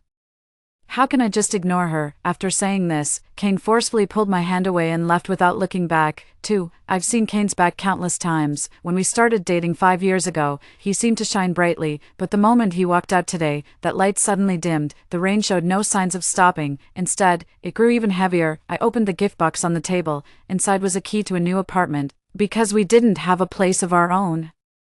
Our wedding date kept getting postponed. A few days ago, the neighbors on the 30th floor moved out of town and were selling their place at a low price. I discussed it with my parents, and they paid the down payment to buy it. Today, I had planned to tell Kane that we finally had a home and that we could get married. I packed all my belongings and went to the apartment on the 30th floor alone. Disappointment gnawed at me like a worm, leaving me feeling hollow inside. Looking out the window on the 30th floor, the red sky gradually faded, replaced by a grayish hue, as if night had fallen. I couldn't believe my eyes when I checked my phone. It was only 9 a.m. At the same time, a yellow rainstorm warning popped up on my phone. "Dear citizens, according to the latest news from the meteorological station, our city will experience a severe rainstorm, expected to last for a week, affected by consecutive days of high temperatures. The soil moisture saturation is relatively high. This rainstorm may trigger mountain floods, geological disasters, and other situations. Please avoid going to dangerous areas such as mountains and rivers as much as possible to ensure personal safety. At the same time, the rainstorm may cause traffic congestion, power outages, and other adverse effects. It is recommended that citizens plan their travel routes in advance and prepare necessary emergency supplies to ensure safety." Finally, please pay attention to prevent lightning, strong winds, and other natural disasters. In case of emergency, please call the Citizen Service Hotline 12345 or the Police Hotline 110 in a timely manner. Wish you all a safe passage through the rainstorm. Thank you. Soon. The property management also sent a notice in the homeowners group. Many neighbors shared news about the terrible road conditions outside. Due to the heavy rain, it was inconvenient to drive, and the community supermarket quickly became crowded. I didn't go downstairs to join the rush because before leaving, my parents had filled my fridge and snack cabinet, worried that I'd rely on takeout. There was more than enough food in the new home to last not just a week but a whole month. Although it was summer, the howling wind outside made it feel as cold as late autumn. Streams of water flowed through the community. More and more neighbors returned from work, and students were dismissed early or given a holiday. Because of the heavy rain, the delivery truck of the community supermarket broke down after bringing in a batch of supplies. The rain poured continuously for a whole day, from morning till night. I didn't receive any news from Kane until a neighbor posted a rescue video in the community group. In the video, a man and a woman were swept off the road by the wind and rain. Despite the man's tall and strong build, he was knocked down by a stone carried by the wind and couldn't get up easily. Fortunately, he managed to grab the guardrail at the community gate and even caught his female companion who was about to fall. Looking at the dispirited man in the video, wasn't that Kane? And the girl he was protecting in his arms, wasn't it Phoebe? I rushed to the balcony and looked down, but the rain and fog were so thick that I couldn't see anything clearly. I continued watching the video with my phone in hand. No, the wind and rain are too strong. The voice of the person filming was fragmented by the wind and rain. Soon, several kind-hearted neighbors tied ropes around themselves and began to rescue Kane and Phoebe. The leading rescuer was a big, strong man, but he also struggled in the strong wind. He was knocked down just 2 steps in, landing awkwardly on the ground, and the wind even blew his raincoat inside out. Hold on tight. He signaled the people behind to be careful and then slowly got up and walked towards Kane and Phoebe. When the ropes were put around Kane and Phoebe, they were so excited that tears welled up in their eyes. Thank you so much. Thank you. Let's go. Hurry back. Don't go out again in this heavy rain. I had no choice. I was driving back to the community, but my car broke down at the second phase down the slope. I had to abandon it and walk back. The community group was filled with praise. Kane also thanked everyone in the group. It seemed he was safely back home now. I opened Kane's WeChat chat window, but thinking of Phoebe, I closed it again. I tossed and turned in bed. When I woke up the next day and checked my phone, I saw a post on Phoebe's moments. The caption read, "My fate with most people is fleeting, but with you, it's a bond of life and death, enduring forever." There were 3 pictures attached, one of Kane's sleeping profile, one of the 2 of them sleeping in each other's arms with their fingers intertwined, and one of them struggling to move forward in the rainstorm. The last photo was a bit blurry, but it was clearly a screenshot from the video in the community group yesterday. Although they had faced life and death danger yesterday, at this moment, I was so angry that my hands were shaking. I immediately called Kane. The phone was answered quickly, but it wasn't Kane's voice. Kane is asleep and can't answer the phone right now. Paige, you should understand now who Kane really loves. Under the gloomy sky outside the window, the distant hills were obscured by the rain and fog. Even though I was on a high floor, the smell of damp earth and decaying plants permeated the air. The scent of the rainstorm suddenly reminded me of another rainy day after work. I was waiting at the subway entrance with many others for the rain to stop. But more and more people were picked up by umbrellas. I couldn't get a taxi that day and had to walk home in the rain. On the way, I saw Kane's car speeding by, with Phoebe in it. I told myself to calm down, but I couldn't stop the anger coursing through my body. The internal struggle was intense, and I felt completely overwhelmed. I rushed straight to the 20th floor and opened the door with my key. I ran into the bedroom, grabbed the sleepy Kane, and showed him Phoebe's photos one by one. "I'm sorry, Paige." Kane looked innocent and full of guilt. "Kane, let's break up." "No, Paige, don't break up with me. You misunderstand. We almost got swept away and died in the rainstorm yesterday. Phoebe's rented place is on low ground, and it was already flooded up to the 3rd floor yesterday. I owe her, and I had to bring her here for shelter." Phoebe started crying pitifully and reached out to hold my hand to apologize. I felt disgusted and pushed her away. She lost her balance and stumbled to the ground. I was so angry that I almost laughed. "What's with the fake fall? I didn't push that hard. It's all my fault. I'm so sorry, Kane. I caused Paige to misunderstand. I'll leave right now." Phoebe pretended to cry and started to leave. I didn't believe she'd really go. Where could she go in this storm? Kane, however, got anxious and jumped out of bed to stop her. "Paige, I love you. Trust me. I'll sort this out." Boom. Crash. Just as Kane and Phoebe were arguing, a loud rumble suddenly came from outside the window. In an instant, the sky darkened, and a huge wave, as if from nowhere, surged forward like a giant beast. The low-lying buildings were almost instantly submerged. The sound of buildings collapsing and people's cries for help were silenced by the overwhelming wave, turning into a desolate, soundless scene. The buildings in our community's first phase were located on the highest hill in the area. Even so, they couldn't withstand the powerful flood. The windows shattered instantly under the wind and rain. In just a few seconds, the floodwater reached the 20th floor. I was knocked down by the surging water, and my back was pinned down by something, making it impossible for me to move. "Paige, run. Go to the rooftop." When Kane saw me fall, he turned to come to my aid. But Phoebe, who had been threatening to leave, clung to Kane in terror. "Kane, I can't breathe. Kane, As she spoke, she fainted in Kane's arms. I half leaned against the bay window, holding onto the bed railing tightly. Kane glanced at the flood behind me and then at Phoebe in his arms. "Paige, hold on, wait for me.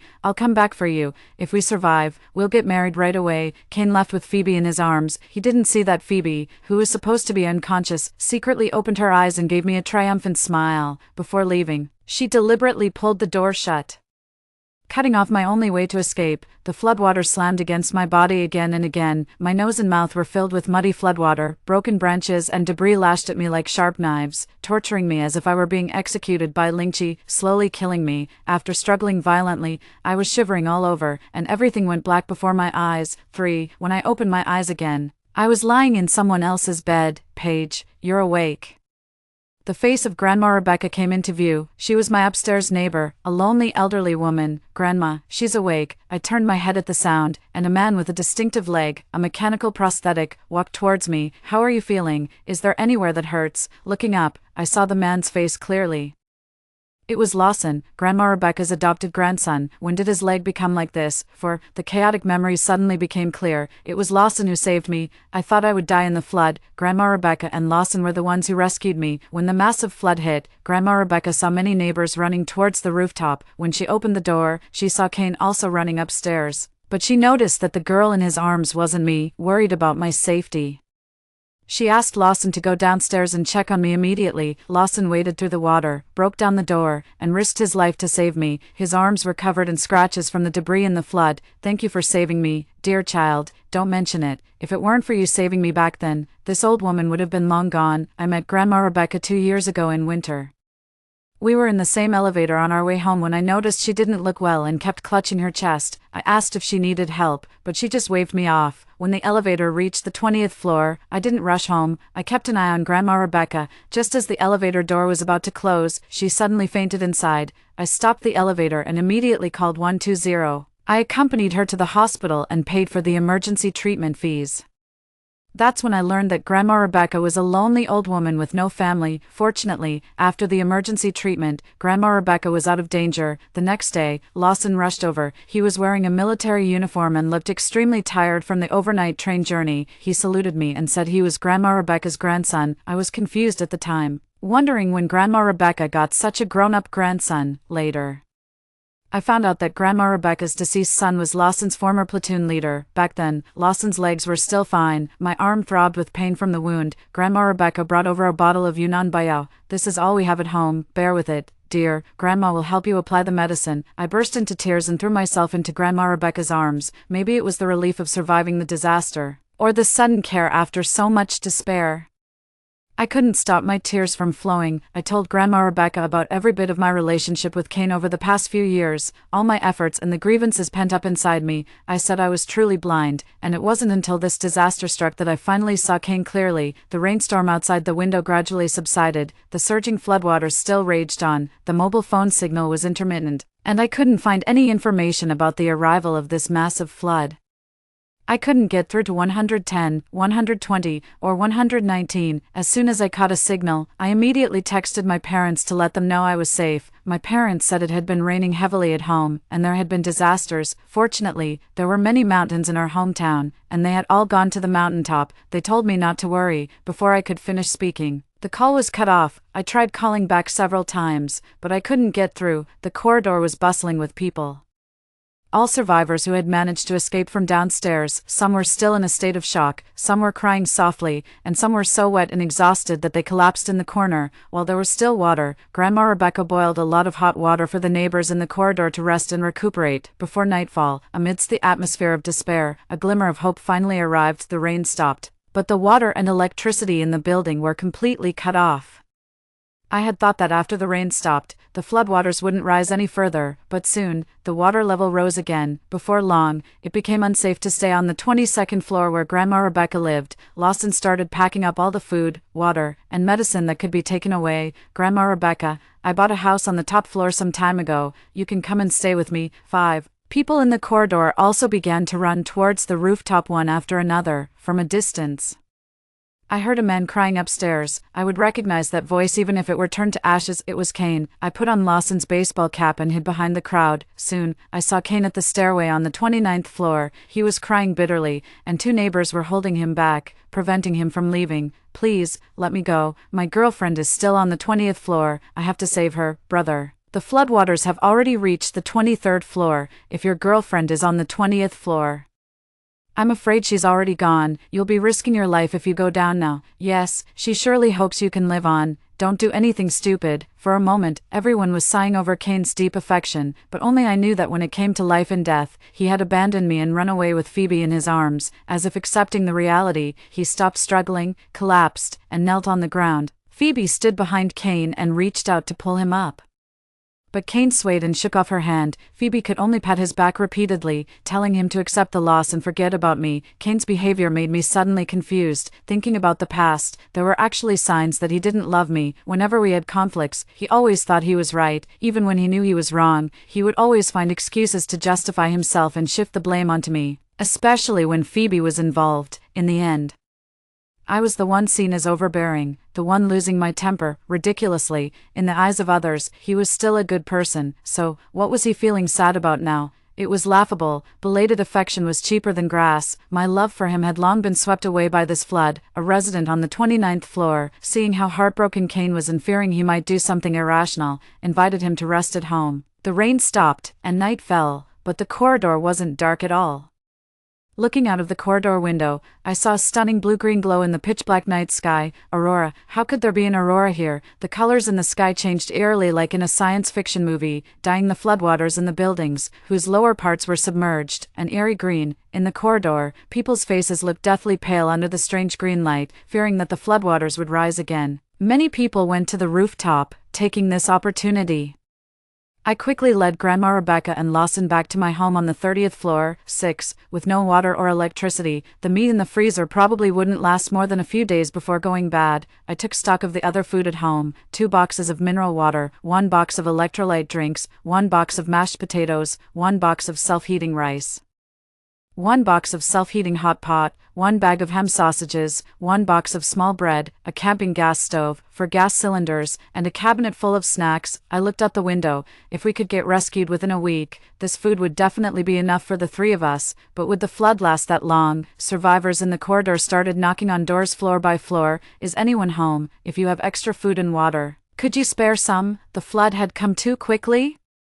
Many residents on the lower floors, in their rush to escape, didn't have time to gather their belongings. Soon, someone knocked on my door, but unlike the family next door, I didn't respond. Lawson was about to say something, but Grandma Rebecca stopped him. Only when the voices at the door faded away did I speak slowly. I'm sorry, I might seem like a bad person right now, but given the situation, I don't know how long it will be until we get rescued. I can't even imagine what will happen if the flood doesn't recede and we keep waiting in vain, at least for now. I don't want to reveal what we have at home. Grandma Zhang patted my back to comfort me. Silly child, you're not a bad person. I understand your thoughts, but I also have a different view. In the face of a great disaster, people need unity more than anything. Lawson had a serious expression and seemed dissatisfied with my choice. Grandma Zhang slapped him. Paige, ignore him. He's as stubborn as my dead son. Both fools. I can't take care of others, but I just hope you two stay alive. Since Grandma had trouble chewing, we used the gas stove to cook some vegetable and meat porridge. We also opened 2 boxes of self-heating hot pot and 3 boxes of mashed potatoes. After the meal, the 3 of us sat on the balcony, looking out the window. Above us was the strange aurora, and below was the surging flood. The building in front of ours was shorter. Now all the survivors there had gathered on the rooftop. Grandma was a bit tired and went to bed early. Lawson told me to go and rest too, saying he would keep watch. I gave a bitter smile. We're on the 30th floor, the highest floor. If this floor gets flooded, 7, at 3 a.m., I woke up to take over the watch from Lawson. By then, the strange aurora in the sky was gradually fading, and it had gotten much darker outside. It didn't rain all night, and the floodwaters probably didn't rise. Look at that building in front. The water level is still below their rooftop, about the height of the 24th floor of our building. Okay, go and rest for a while. At 4 a.m., the strange aurora completely disappeared, and the sky was pitch black. I found a candle that Grandma Rebecca had brought, lit it, and placed it in front of me. At 5 a.m., the sky began to lighten, and Grandma Rebecca woke up. She told me to go to sleep, but I couldn't fall asleep no matter what. At 6 a.m., the sun pierced through the thin clouds and shone on the floodwaters. The reflected light was so dazzling that it hurt my eyes. At 7 a.m., the sun came out fully. Great, if it didn't rain again, the floodwaters wouldn't rise. Right, after a morning of intense sunlight, the floodwaters gradually calmed down like a stagnant pond. In the afternoon, people in the corridor began organizing self-rescue teams. My home is on the 24th floor. There are 2 boxes of instant noodles and 2 boxes of mineral water in the kitchen. I ran too fast and didn't have time to get them. Let's go down and take a look. My home is on the 23rd floor. I remember there's a box of self-heating hot pot and a case of mineral water. I need to go back to the 22nd floor to get my dad's medicine. Is anyone going to the 22nd floor? Are there any good swimmers here? We're short on manpower right now, for safety's sake. Let's divide into groups and go to different floors. Don't push yourselves. If you feel tired, come back immediately. Lawson and I pressed our ears against the door, listening to the discussion outside. When we heard they were short on manpower, he couldn't stay put. Count me in. When I opened the door, the people at the door were a bit surprised. All the members of the rescue team outside were from floors below the 24th floor, which were already submerged. None of them were from the 25th floor or above. Soon, several neighbors' eyes shifted from Lawson's face to his prosthetic leg. Brother, thank you so much for offering to help, but your leg, Lawson knocked on his prosthetic leg. I lost this leg during a mission. I used to be in the army. I'm a good swimmer, and this prosthetic is waterproof. Count me in too. I need to go to the 20th floor. Hearing Kane's voice, I quickly closed the door halfway and hid behind it. Brother, are you feeling better today? The water has reached the 24th floor now. It'll be tough to go down to the 20th floor. I want to go back and look for my girlfriend. My girlfriend loves snacks. There's a big box of snacks at home, and a lot of self-heating hot pot. As he said this, Kane suddenly burst into tears. Slap, slap, slapdash. He slapped himself in the face while crying. I'm afraid I won't be able to come back alone. My sister is still on the rooftop. If anyone is willing to go to the 20th floor with me, I'm willing to share half of the food. I don't need my share, just leave some for my sister. Everyone thought Kane was loyal and kind-hearted. Everyone tried to persuade him, perhaps because of Kane's persistence, or maybe to get more supplies. Someone finally agreed to go to the 20th floor with him. Lawson knew about my relationship with Kane. He didn't say anything, just turned his head and glanced at me inside the door. I put my index finger to my lips, signaling him not to tell Kane I was here. Grandma Rebecca walked to the door worriedly and said goodbye to Lawson. I know I can't stop you, but you must promise Grandma to put your safety first. After a while, the self-rescue team set off downstairs along the corridor. I kept an eye on the water level from the balcony. Grandma Rebecca and the families of the other self-rescue team members waited in the corridor for Lawson's return. I looked into the distance and saw a white boat floating on the murky floodwaters. Rescue had arrived. I opened the window and waved at it. After waving for a long time, I realized that it was a tourist boat from a park. There was no one on it, and it was just drifting with the current. Eventually, it got stuck next to a submerged building nearby. Hope and despair alternated in an instant. If we couldn't get rescued and if that boat was in good condition, could we use it to save ourselves and leave? 8. Have you seen my grandson Lawson? Why hasn't he come back yet? Grandma Rebecca's anxious voice sounded at the door. It seemed the self-rescue team had returned. To avoid running into Kane, I opened the door a crack and observed the situation outside. Most of the team members had returned. They were soaking wet but had brought back a lot of food. Everyone was tired, but the mission had generally gone smoothly. Even when a neighbor who was in the same group as Lawson came back, Lawson was still nowhere to be seen. Son, was my grandson in your group? Why hasn't he come back? Didn't you encounter any danger down there? The man was carrying a large bag of food in his arms. He waved his hand and rushed towards the rooftop. The team leader put the food on the rooftop and then returned to the stairway to wait. Let's wait for another 5 minutes. If they don't come back, a few of us will go down and check again. As soon as he finished speaking, Kane and the 2 people in his group came back. When Phoebe saw Kane, she hurried up to meet him. He handed her the bag of food and medicine, then knelt on the ground and refused to get up. She's dead. Paige is dead. I couldn't find her, not even her body. The people around tried to comfort Kane, telling him to accept the loss. Looking at Kane's appearance, I felt nothing inside. Phoebe tried to pull him up to the rooftop to rest, but she couldn't budge him. At this moment, everyone's attention was on Kane, except for Grandma Rebecca and me, who were staring at the stairway. Lawson, you're finally back. Grandma, I'm okay. Brother, are you hurt? I'm fine. I just ran into a little trouble. Lawson looked around the crowd as if searching for something. Soon, his eyes met those of the man who had gone into the water with him, for some reason. The man looked visibly flustered when he saw Lawson. Lawson clenched his fists and walked straight towards the man. Next to the man stood a little boy about 4 years old. When the little boy saw that no one else came up behind Lawson, his nose wrinkled, and he started crying. Dad, where's Mom? Be good, son. Mom got on a boat. She'll come back soon to take us away. Everyone knew it was a lie to comfort the child. The little boy's mother was probably dead. Lawson suppressed his anger, and his clenched fists relaxed slightly. Grandma Rebecca urged Lawson to go home and change his clothes. Before closing the door, I glanced at Kane. He was still kneeling in the direction of the stairway. Let him kneel. It has nothing to do with me anymore. After he came back, I asked Lawson what had happened. He said that when they were looking for supplies, the man in the same group had almost killed him to grab the food. We have enough food at home. Don't go again, unexpectedly. Lawson shook his head as soon as I finished speaking. It's okay, if they go down to look for supplies again tomorrow, I'll still go and help. I'll talk to Levi, the team leader, later and remind everyone to be careful. There was no emotion in Lawson's voice. Instead, I got worked up. We don't need more food. That guy almost killed you for food. Is just reminding Levi to be careful enough. There's a huge flood outside. And you have a prosthetic leg. Stop being so overly kind-hearted.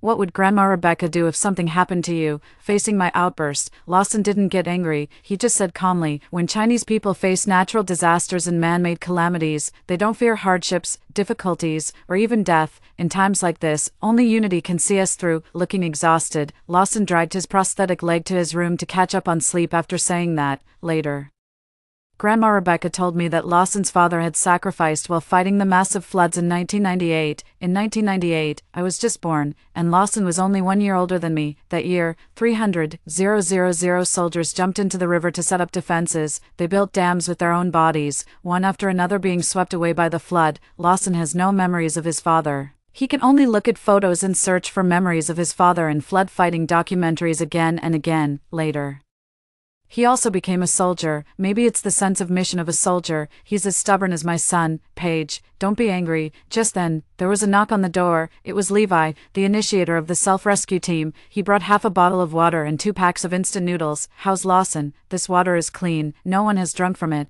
I just poured out half a bottle. If it's sunny tomorrow, we'll go down again. Grandma Rebecca looked at the food Levi brought but didn't take it. We still have enough food. Lawson just wants to help. You can give these to others. Grandma, don't be polite. I'll just leave them here, Levi said and dashed away, looking at the half bottle of water and 2 packs of instant noodles outside the door, then at the food and water inside. I felt mixed emotions. 9. Before the 3rd day arrived, the plan to dive downstairs to search for supplies fell through. It rained all night. The floodwaters, which had seemed calm, became turbulent again. Overnight, the water level rose to the 26th floor. The buildings in front of ours, which were slightly shorter, were completely submerged. Just yesterday, the rooftop of that building was still full of people. The rain didn't stop until noon. As the clouds dispersed, the sun began to scorch the earth again. By then, the floodwaters had risen to the 27th floor. If it continued to rain, the water might flood the 30th floor tomorrow. I looked for the boat that had drifted over from the park with the floodwaters yesterday, but it was nowhere to be seen after the night. Suddenly, there was another knock on the door in the corridor. The person knocked on the doors of all the neighbors on the 30th floor. When I opened the door, she was kneeling in front of the neighbor's door, holding a child. I'm sorry to bother you. My child has had a fever all night, and it won't go down. Do you have any fever medicine? Please help me. Behind the woman was a familiar figure, Phoebe. She seemed to be helping. When I leaned out to look, I happened to meet Phoebe's gaze. Her eyes were full of shock when she looked at me. You're not dead. The neighbor didn't have any medicine in stock. The mother quickly turned to look at me. Don't worry, I should have some cold medicine, but it's for adults. If you're sure you want it, I'll go look for it. Okay, adult medicine is fine. I'll give my child a quarter of the dosage. Thank you so much. She was about to kneel to thank me, but I quickly held her up. Wait a minute. At the same time, Kane's voice came from the corridor. Phoebe, where did you go? At this, Phoebe's expression visibly panicked. She quickly grabbed the mother beside her and pushed her towards my house. I deliberately blocked the door, preventing her from succeeding. I asked Grandma Rebecca to bring the medicine box and let the mother and child into the house. Phoebe was left outside, and I slapped her hard. I knew what Phoebe was up to. She didn't want Kane to see me. Ridiculous. As if I wanted to see Kane. With our lives at stake, I'm not going to play any emotional games with you. You hit me. How dare you hit me? A lot of people upstairs are sick. Why didn't you take out your medicine earlier? You didn't open the door when we knocked these past few days. Are you hiding a lot of food and water? You're so selfish. You won't share them. Paige, listen, I know. You forcefully occupied someone else's house. That's why you're guilty. Slap. I slapped Phoebe again. Phoebe, get this straight. I'm the one giving the medicine, not you. This house is mine, not yours. Who do you think you are? Pretending to be a good person here. Woo. You're hoarding supplies. You're selfish. You're bullying people. I'm going to tell Kane. I'm going to tell everyone. Kane had already followed the sound. When he saw Phoebe crying, he was about to question me, but when he saw me, he swallowed the words that were on the tip of his tongue. Shock and joy alternated on his face. Paige, you're still alive. That's great. I've been suffering these past few days. It must be that God heard my prayers. Our love must have kept you alive. We will definitely survive. I will definitely give you a grand wedding. He stepped past Phoebe and walked quickly towards me, opening his arms to pull me into an embrace. Initially, I wanted to push Kane away, but seeing Phoebe's face turn red with anger, I stopped. Phoebe's hands were shaking with anger. She stood behind Kane and tugged at the hem of his clothes. Kane, Paige, she hit me. Phoebe cried pitifully. Kane felt sorry for her again. He let go of me and turned to look at Phoebe, although Phoebe's face was red. The 2 slap marks on her face were even redder. Kane looked at me with the expression, Paige, Kane, when the flood came, you ran away with her in your arms. Do you know how painful it was when my nose and mouth were filled with muddy floodwater and I couldn't breathe? That morning, if you hadn't left, you would have known that this house was supposed to be our wedding home. After all that's happened, how do you have the nerve to think I still want to marry you? Even if the end of the world comes, I'd rather die than be with you. The expressions on Kane's face changed rapidly. He knelt on the ground and begged me to forgive him desperately. Wonder when Lawson had stood behind me. Kane, who had been crying his eyes out, suddenly stopped. He looked at Lawson with resentment. Is it because of him? Did you fall in love with someone else long ago? I was almost angered into laughter. Kane was always like this. In the end, all problems were always my fault. But it doesn't matter, I just beg you to forgive me, Paige, forgive me, I'll do better than before. Lawson, who had come to see what was going on, suddenly became the center of attention. His face darkened, and he frowned. He suddenly pulled me behind him and shouted at Kane, what kind of man are you? Get lost. Bang. Lawson closed the door. 10. Sorry, I couldn't stand it anymore. Lawson turned around, trying hard to hide his embarrassment. It's okay. Thank you for saying what I wanted to say. If we survive, do you still plan to make up with him? I shook my head. Make up? Impossible. 11. After taking the cold medicine and drinking several large glasses of hot water, the sick child finally, I wasn't sure what caused her illness, so I took out all the antiviral and anti-inflammatory drugs at home. I don't know much about how to medicate children. See if you need these. Thank you so much. Due to the all-night rain, no one was willing to go downstairs to search for supplies in groups. In order to find medicine for his daughter, the little girl's father took the risk of diving downstairs as soon as the sun came out at noon when the rain stopped. He searched house by house according to the locations provided by nearby neighbors but found nothing. All the medicine chests had been washed away. Instead of finding medicine, he picked up some small bread and instant noodles that had been washed there from who knows where. When he came back, he was soaked and exhausted. When he learned that his child had taken the medicine and the fever had gone down, he insisted on giving me more than half of the remaining food. No need, we have enough food. What will you do if you give these to me? I'll be fine, I'll rest for a while and go down to search again later. I just need to leave some food for the child. I didn't take their food and offered them a room. The child is sick, stay at my place for now. There were now the lively laughs of the little girl at home. She didn't seem to understand what the flood outside meant. She only knew that being with her parents was the happiest thing. I suddenly missed my parents very much. I wondered how they were doing. 12. On the 4th day after the flood broke out, thankfully, it was a sunny day without rain. The self-rescue team organized another dive to search for supplies. When Lawson went out, he saw Kane kneeling at the door. Paige, I ignored him. After telling Lawson to be careful, I closed the door again. I heard that he knelt at my door for a whole day and night. 13. On the 5th day after the flood, the strange aurora didn't appear again, and the blood-red mist completely dissipated. Looking at the bright sun in the sky, everyone seemed to regain hope for survival. After 2 days of diving and searching, almost all the available food and water had been retrieved. According to Lawson, Kane had been kneeling at my door for 2 days and 2 nights. 14. On the 6th day after the flood, when the sun rose, everyone breathed a sigh of relief, but soon fell into despair. When would the rescue arrive? How much longer could we hold on? The floodwaters had stopped rising after reaching the 29th floor and remained at that level for 2 days.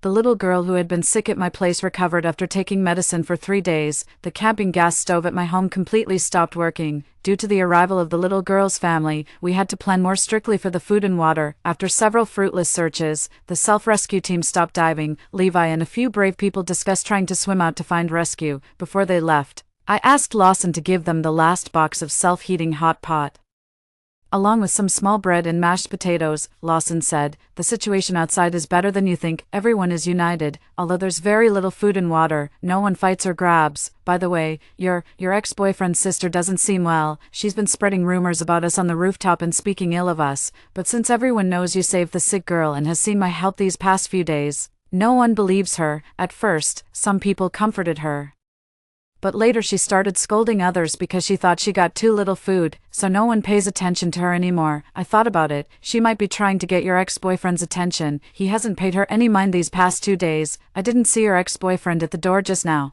and he's not on the rooftop either. I wonder where he went. Could he have done something stupid?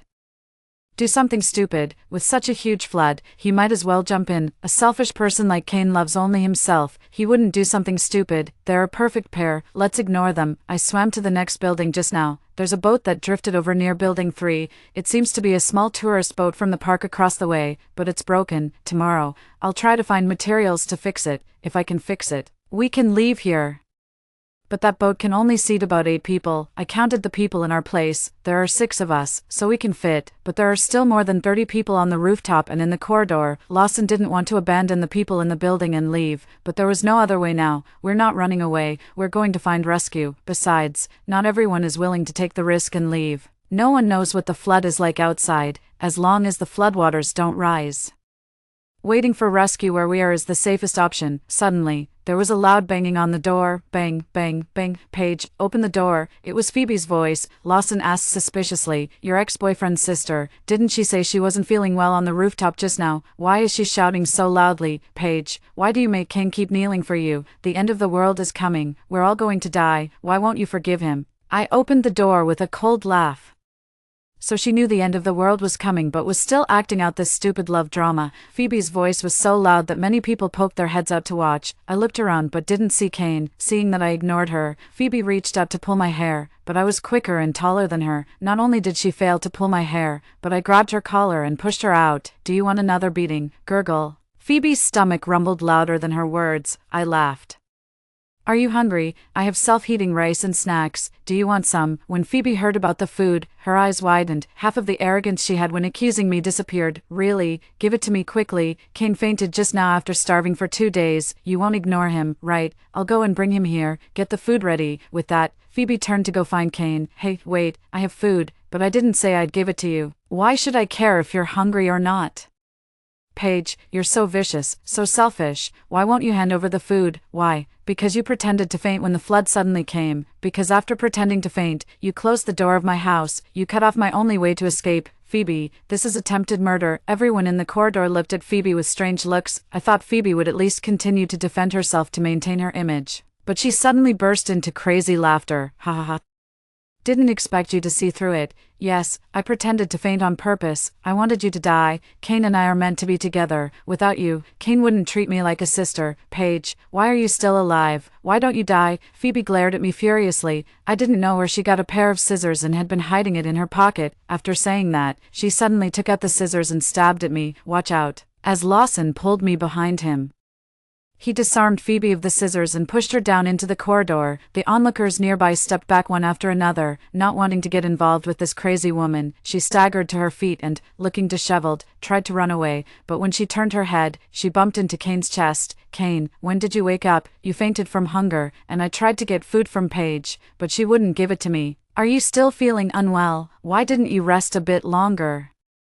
Kane's eyes were red, and he couldn't speak for a long time. Phoebe, why did you do this? Woo, Kane, I didn't. I was just saying things out of anger. Woo, I didn't. Kane looked at me, his face full of self-blame. He had been standing there long before Phoebe swung the knife at me, but he just watched. Heh, who is this self-blaming expression for? I'm sorry, Paige, I know I was wrong. Please forgive me. Okay, Kane broke free from Phoebe, who was clinging to him, and stumbled towards me.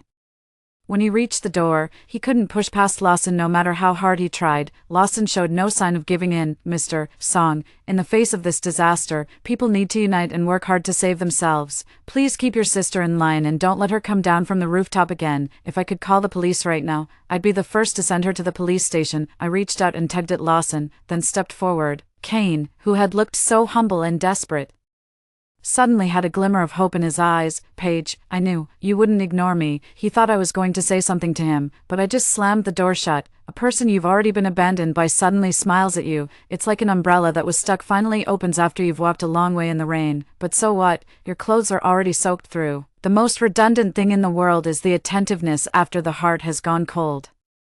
If he doesn't show up when you need him most, then he doesn't need to show up ever again. After going through life and death, that feeling of thinking I absolutely needed him is long gone. 15. On the 7th day after the flood broke out, the water level dropped from the 28th floor to the 27th floor, giving all the survivors the confidence to keep waiting for rescue. The sun was bright, and it seemed there wouldn't be any more rain. All around was a vast expanse of water.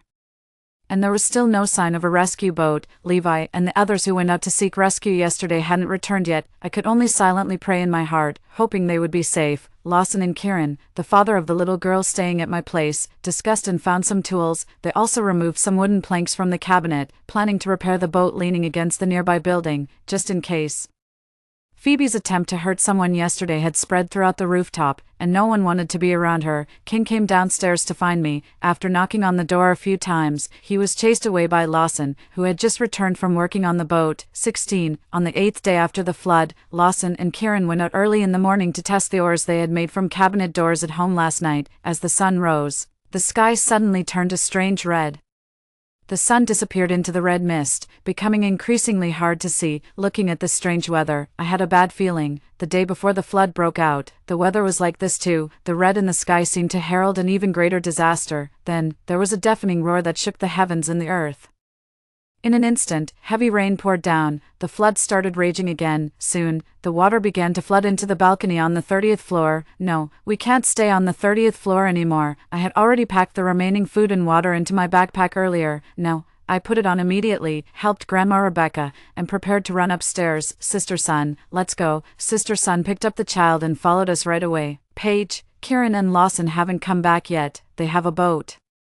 They'll be safe. Let's go to the rooftop first. When we were almost at the rooftop, a figure suddenly appeared at the door of the rooftop. It was Phoebe. She looked back at me, her eyes suddenly dimming, and then she slammed the door shut with all her might. Damn it. I pounded on the door desperately, but it didn't budge. The sound of the rain was so loud that my shouts were drowned out. The door still didn't open. No. We couldn't wait any longer. Let's go back and wait for Lawson and Kieran. The water level is rising, and their boat can come right up to the edge of our balcony. When we got back home, the floodwater was already rushing into the living room. In the rainstorm, a frightened swallow flew over the water. It couldn't find a place to shelter from the rain, so it could only hide its fear of the storm deep in the flood. We didn't have wings, and we had nowhere to go. I took a bright colored piece of clothing and waved it out of the window as hard as I could. It was foggy outside, and I couldn't see clearly. I just hoped Lawson and Kieran could see us. Lawson, Kieran, we're here. Instead of Lawson and Kieran, we waited for an inflatable rescue transport boat. Levi, who had gone out to find rescue before, had come back with people to save us. Hurry, get on the boat, wife, Grandma, Paige. I looked up and saw Lawson and Kieran. Lawson said that just now. He and Kieran had tried to row the small boat back, but it was too small to withstand the flood. They had been trapped on the rooftop of Building 3, with most of their bodies submerged in the floodwater. Fortunately, the rescue boat brought back by Levi had saved them. The maximum capacity of this rescue transport boat was 60 people. On the way here, it had already rescued more than 40 people. This meant that not everyone trapped on our rooftop could get on the boat. 17. Many people on the rooftop saw the rescue boat docked by the balcony of my house and started waving excitedly. Many people even rushed downstairs and waited on my balcony, hoping to get on the boat earlier. Time was of the essence, and the elderly, the weak, the sick, and the disabled were given priority to board the boat. At this time, Phoebe, who was standing at the back of the crowd, waved her hands desperately. Make way. Make way. My anxiety is acting up, and my heart is pounding. I'm sick. Let me get on the boat first. The old man beside her made way, but he stopped her as soon as she tried to move forward. What are you pushing for? Let the children behind you get on the boat first. You're sick. Having anxiety at your age doesn't count as a real illness. I have heart disease and high blood pressure. I haven't taken my medicine for days. After seeing the old man's actions, everyone began to make room for the few children who hadn't boarded the boat yet. Kane arrived late and quickly supported Phoebe, who almost fell. Brother Lin, woo. I'm so scared. Kane didn't comfort her. Instead, he looked around. Suddenly, a huge wave hit. The entire boat shook violently. Captain, the rain is too heavy, and the flood is flowing faster and faster. We may not be able to hold on here much longer. Hurry, get on the boat. Captain, we're about to be overloaded. Before the rescue captain could give an order, wave after wave hit. Pushing the boat away from the balcony on the 29th floor, water rushed into the building. The people who didn't have time to get on the boat turned and ran towards the rooftop when they saw the surging water. I watched helplessly as the huge waves knocked down several people who were running away. In the next second, they disappeared. The flood completely submerged the 30th floor and began to spread towards the rooftop. In the end, only 8 or 9 people managed to reach the rooftop. And Kane and Phoebe were among them. They kept waving at our rescue boat, begging for help, but the surging flood pushed the rescue boat farther and farther away. "Captain, we can't get there." "No, we have to." "Captain, we really can't. If we don't turn back, we may not be able to go back either." "Try one more time." "Yes." The rescue boat fought against the huge resistance of the flood, but it only got a little closer. Seeing that the flood was about to submerge the entire building, several neighbors trapped on the rooftop jumped into the flood and swam towards the rescue boat on their own, but they underestimated the surging flood in the rainstorm. Before they could get close, they were swept away by the strong current and soon disappeared. Kane and Phoebe watched as the several people were swept away, standing in the rain. They didn't dare to enter the water rashly and looked extremely confounded. "Captain, we really can't make it. The sailing time has exceeded the limit, and the boat is overloaded. If we don't turn back now, I'm afraid we won't be able to return to the base." The rescue captain watched as the boat was pushed farther and farther away by the flood. Gritting his teeth and clenching his fists, he held back his tears and made the decision to return. "I'm sorry." He picked up 2 life rings on the boat and threw them towards the building with all his might. One of them landed on the rooftop. Phoebe broke down and cried in the rain. "What do you mean?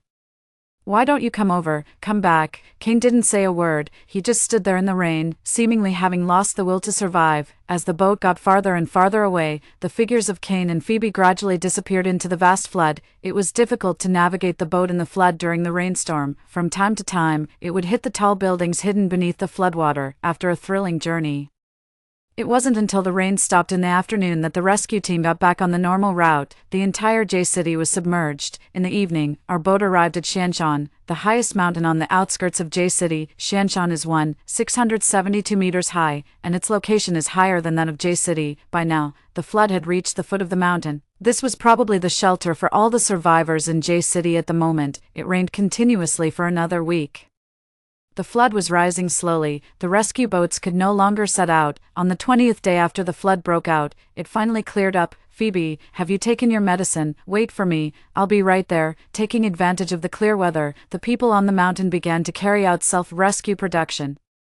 In order to survive, everyone was assigned self-rescue tasks. I learned how to grow potatoes, weave raincoats and straw sandals. I also got to know many kinds of medicinal herbs and wild mushrooms in the mountains. On the 50th day after the flood broke out, the sun has been scorching for a whole month. The water level of the flood began to drop. A large ship with a 5-starred red flag on it sailed towards us from a distance. It turned out that when J-City was hit by the catastrophic flood, various parts of the country and even the world were experiencing different extreme weather conditions, such as earthquakes, wildfires, droughts, floods, high temperatures, and extreme cold. Disasters test our will, and even more so, our humanity. Many foreign countries were taking a passive approach to disaster relief, but as long as we stand together, the strength of the Chinese people is always unparalleled. A year later, the floodwater in J-City completely receded. Grandma Rebecca, due to her old age, decided to stay on Shanshan and continue living there. Lawson and I became volunteers and prepared to participate in the reconstruction and rescue of J-City. On the day we went down the mountain, I saw my father and mother at the foot of the mountain. Since transportation hadn't been restored yet, they had walked for 3 days to come to J-City to find me. I rushed into my parents' arms, crying.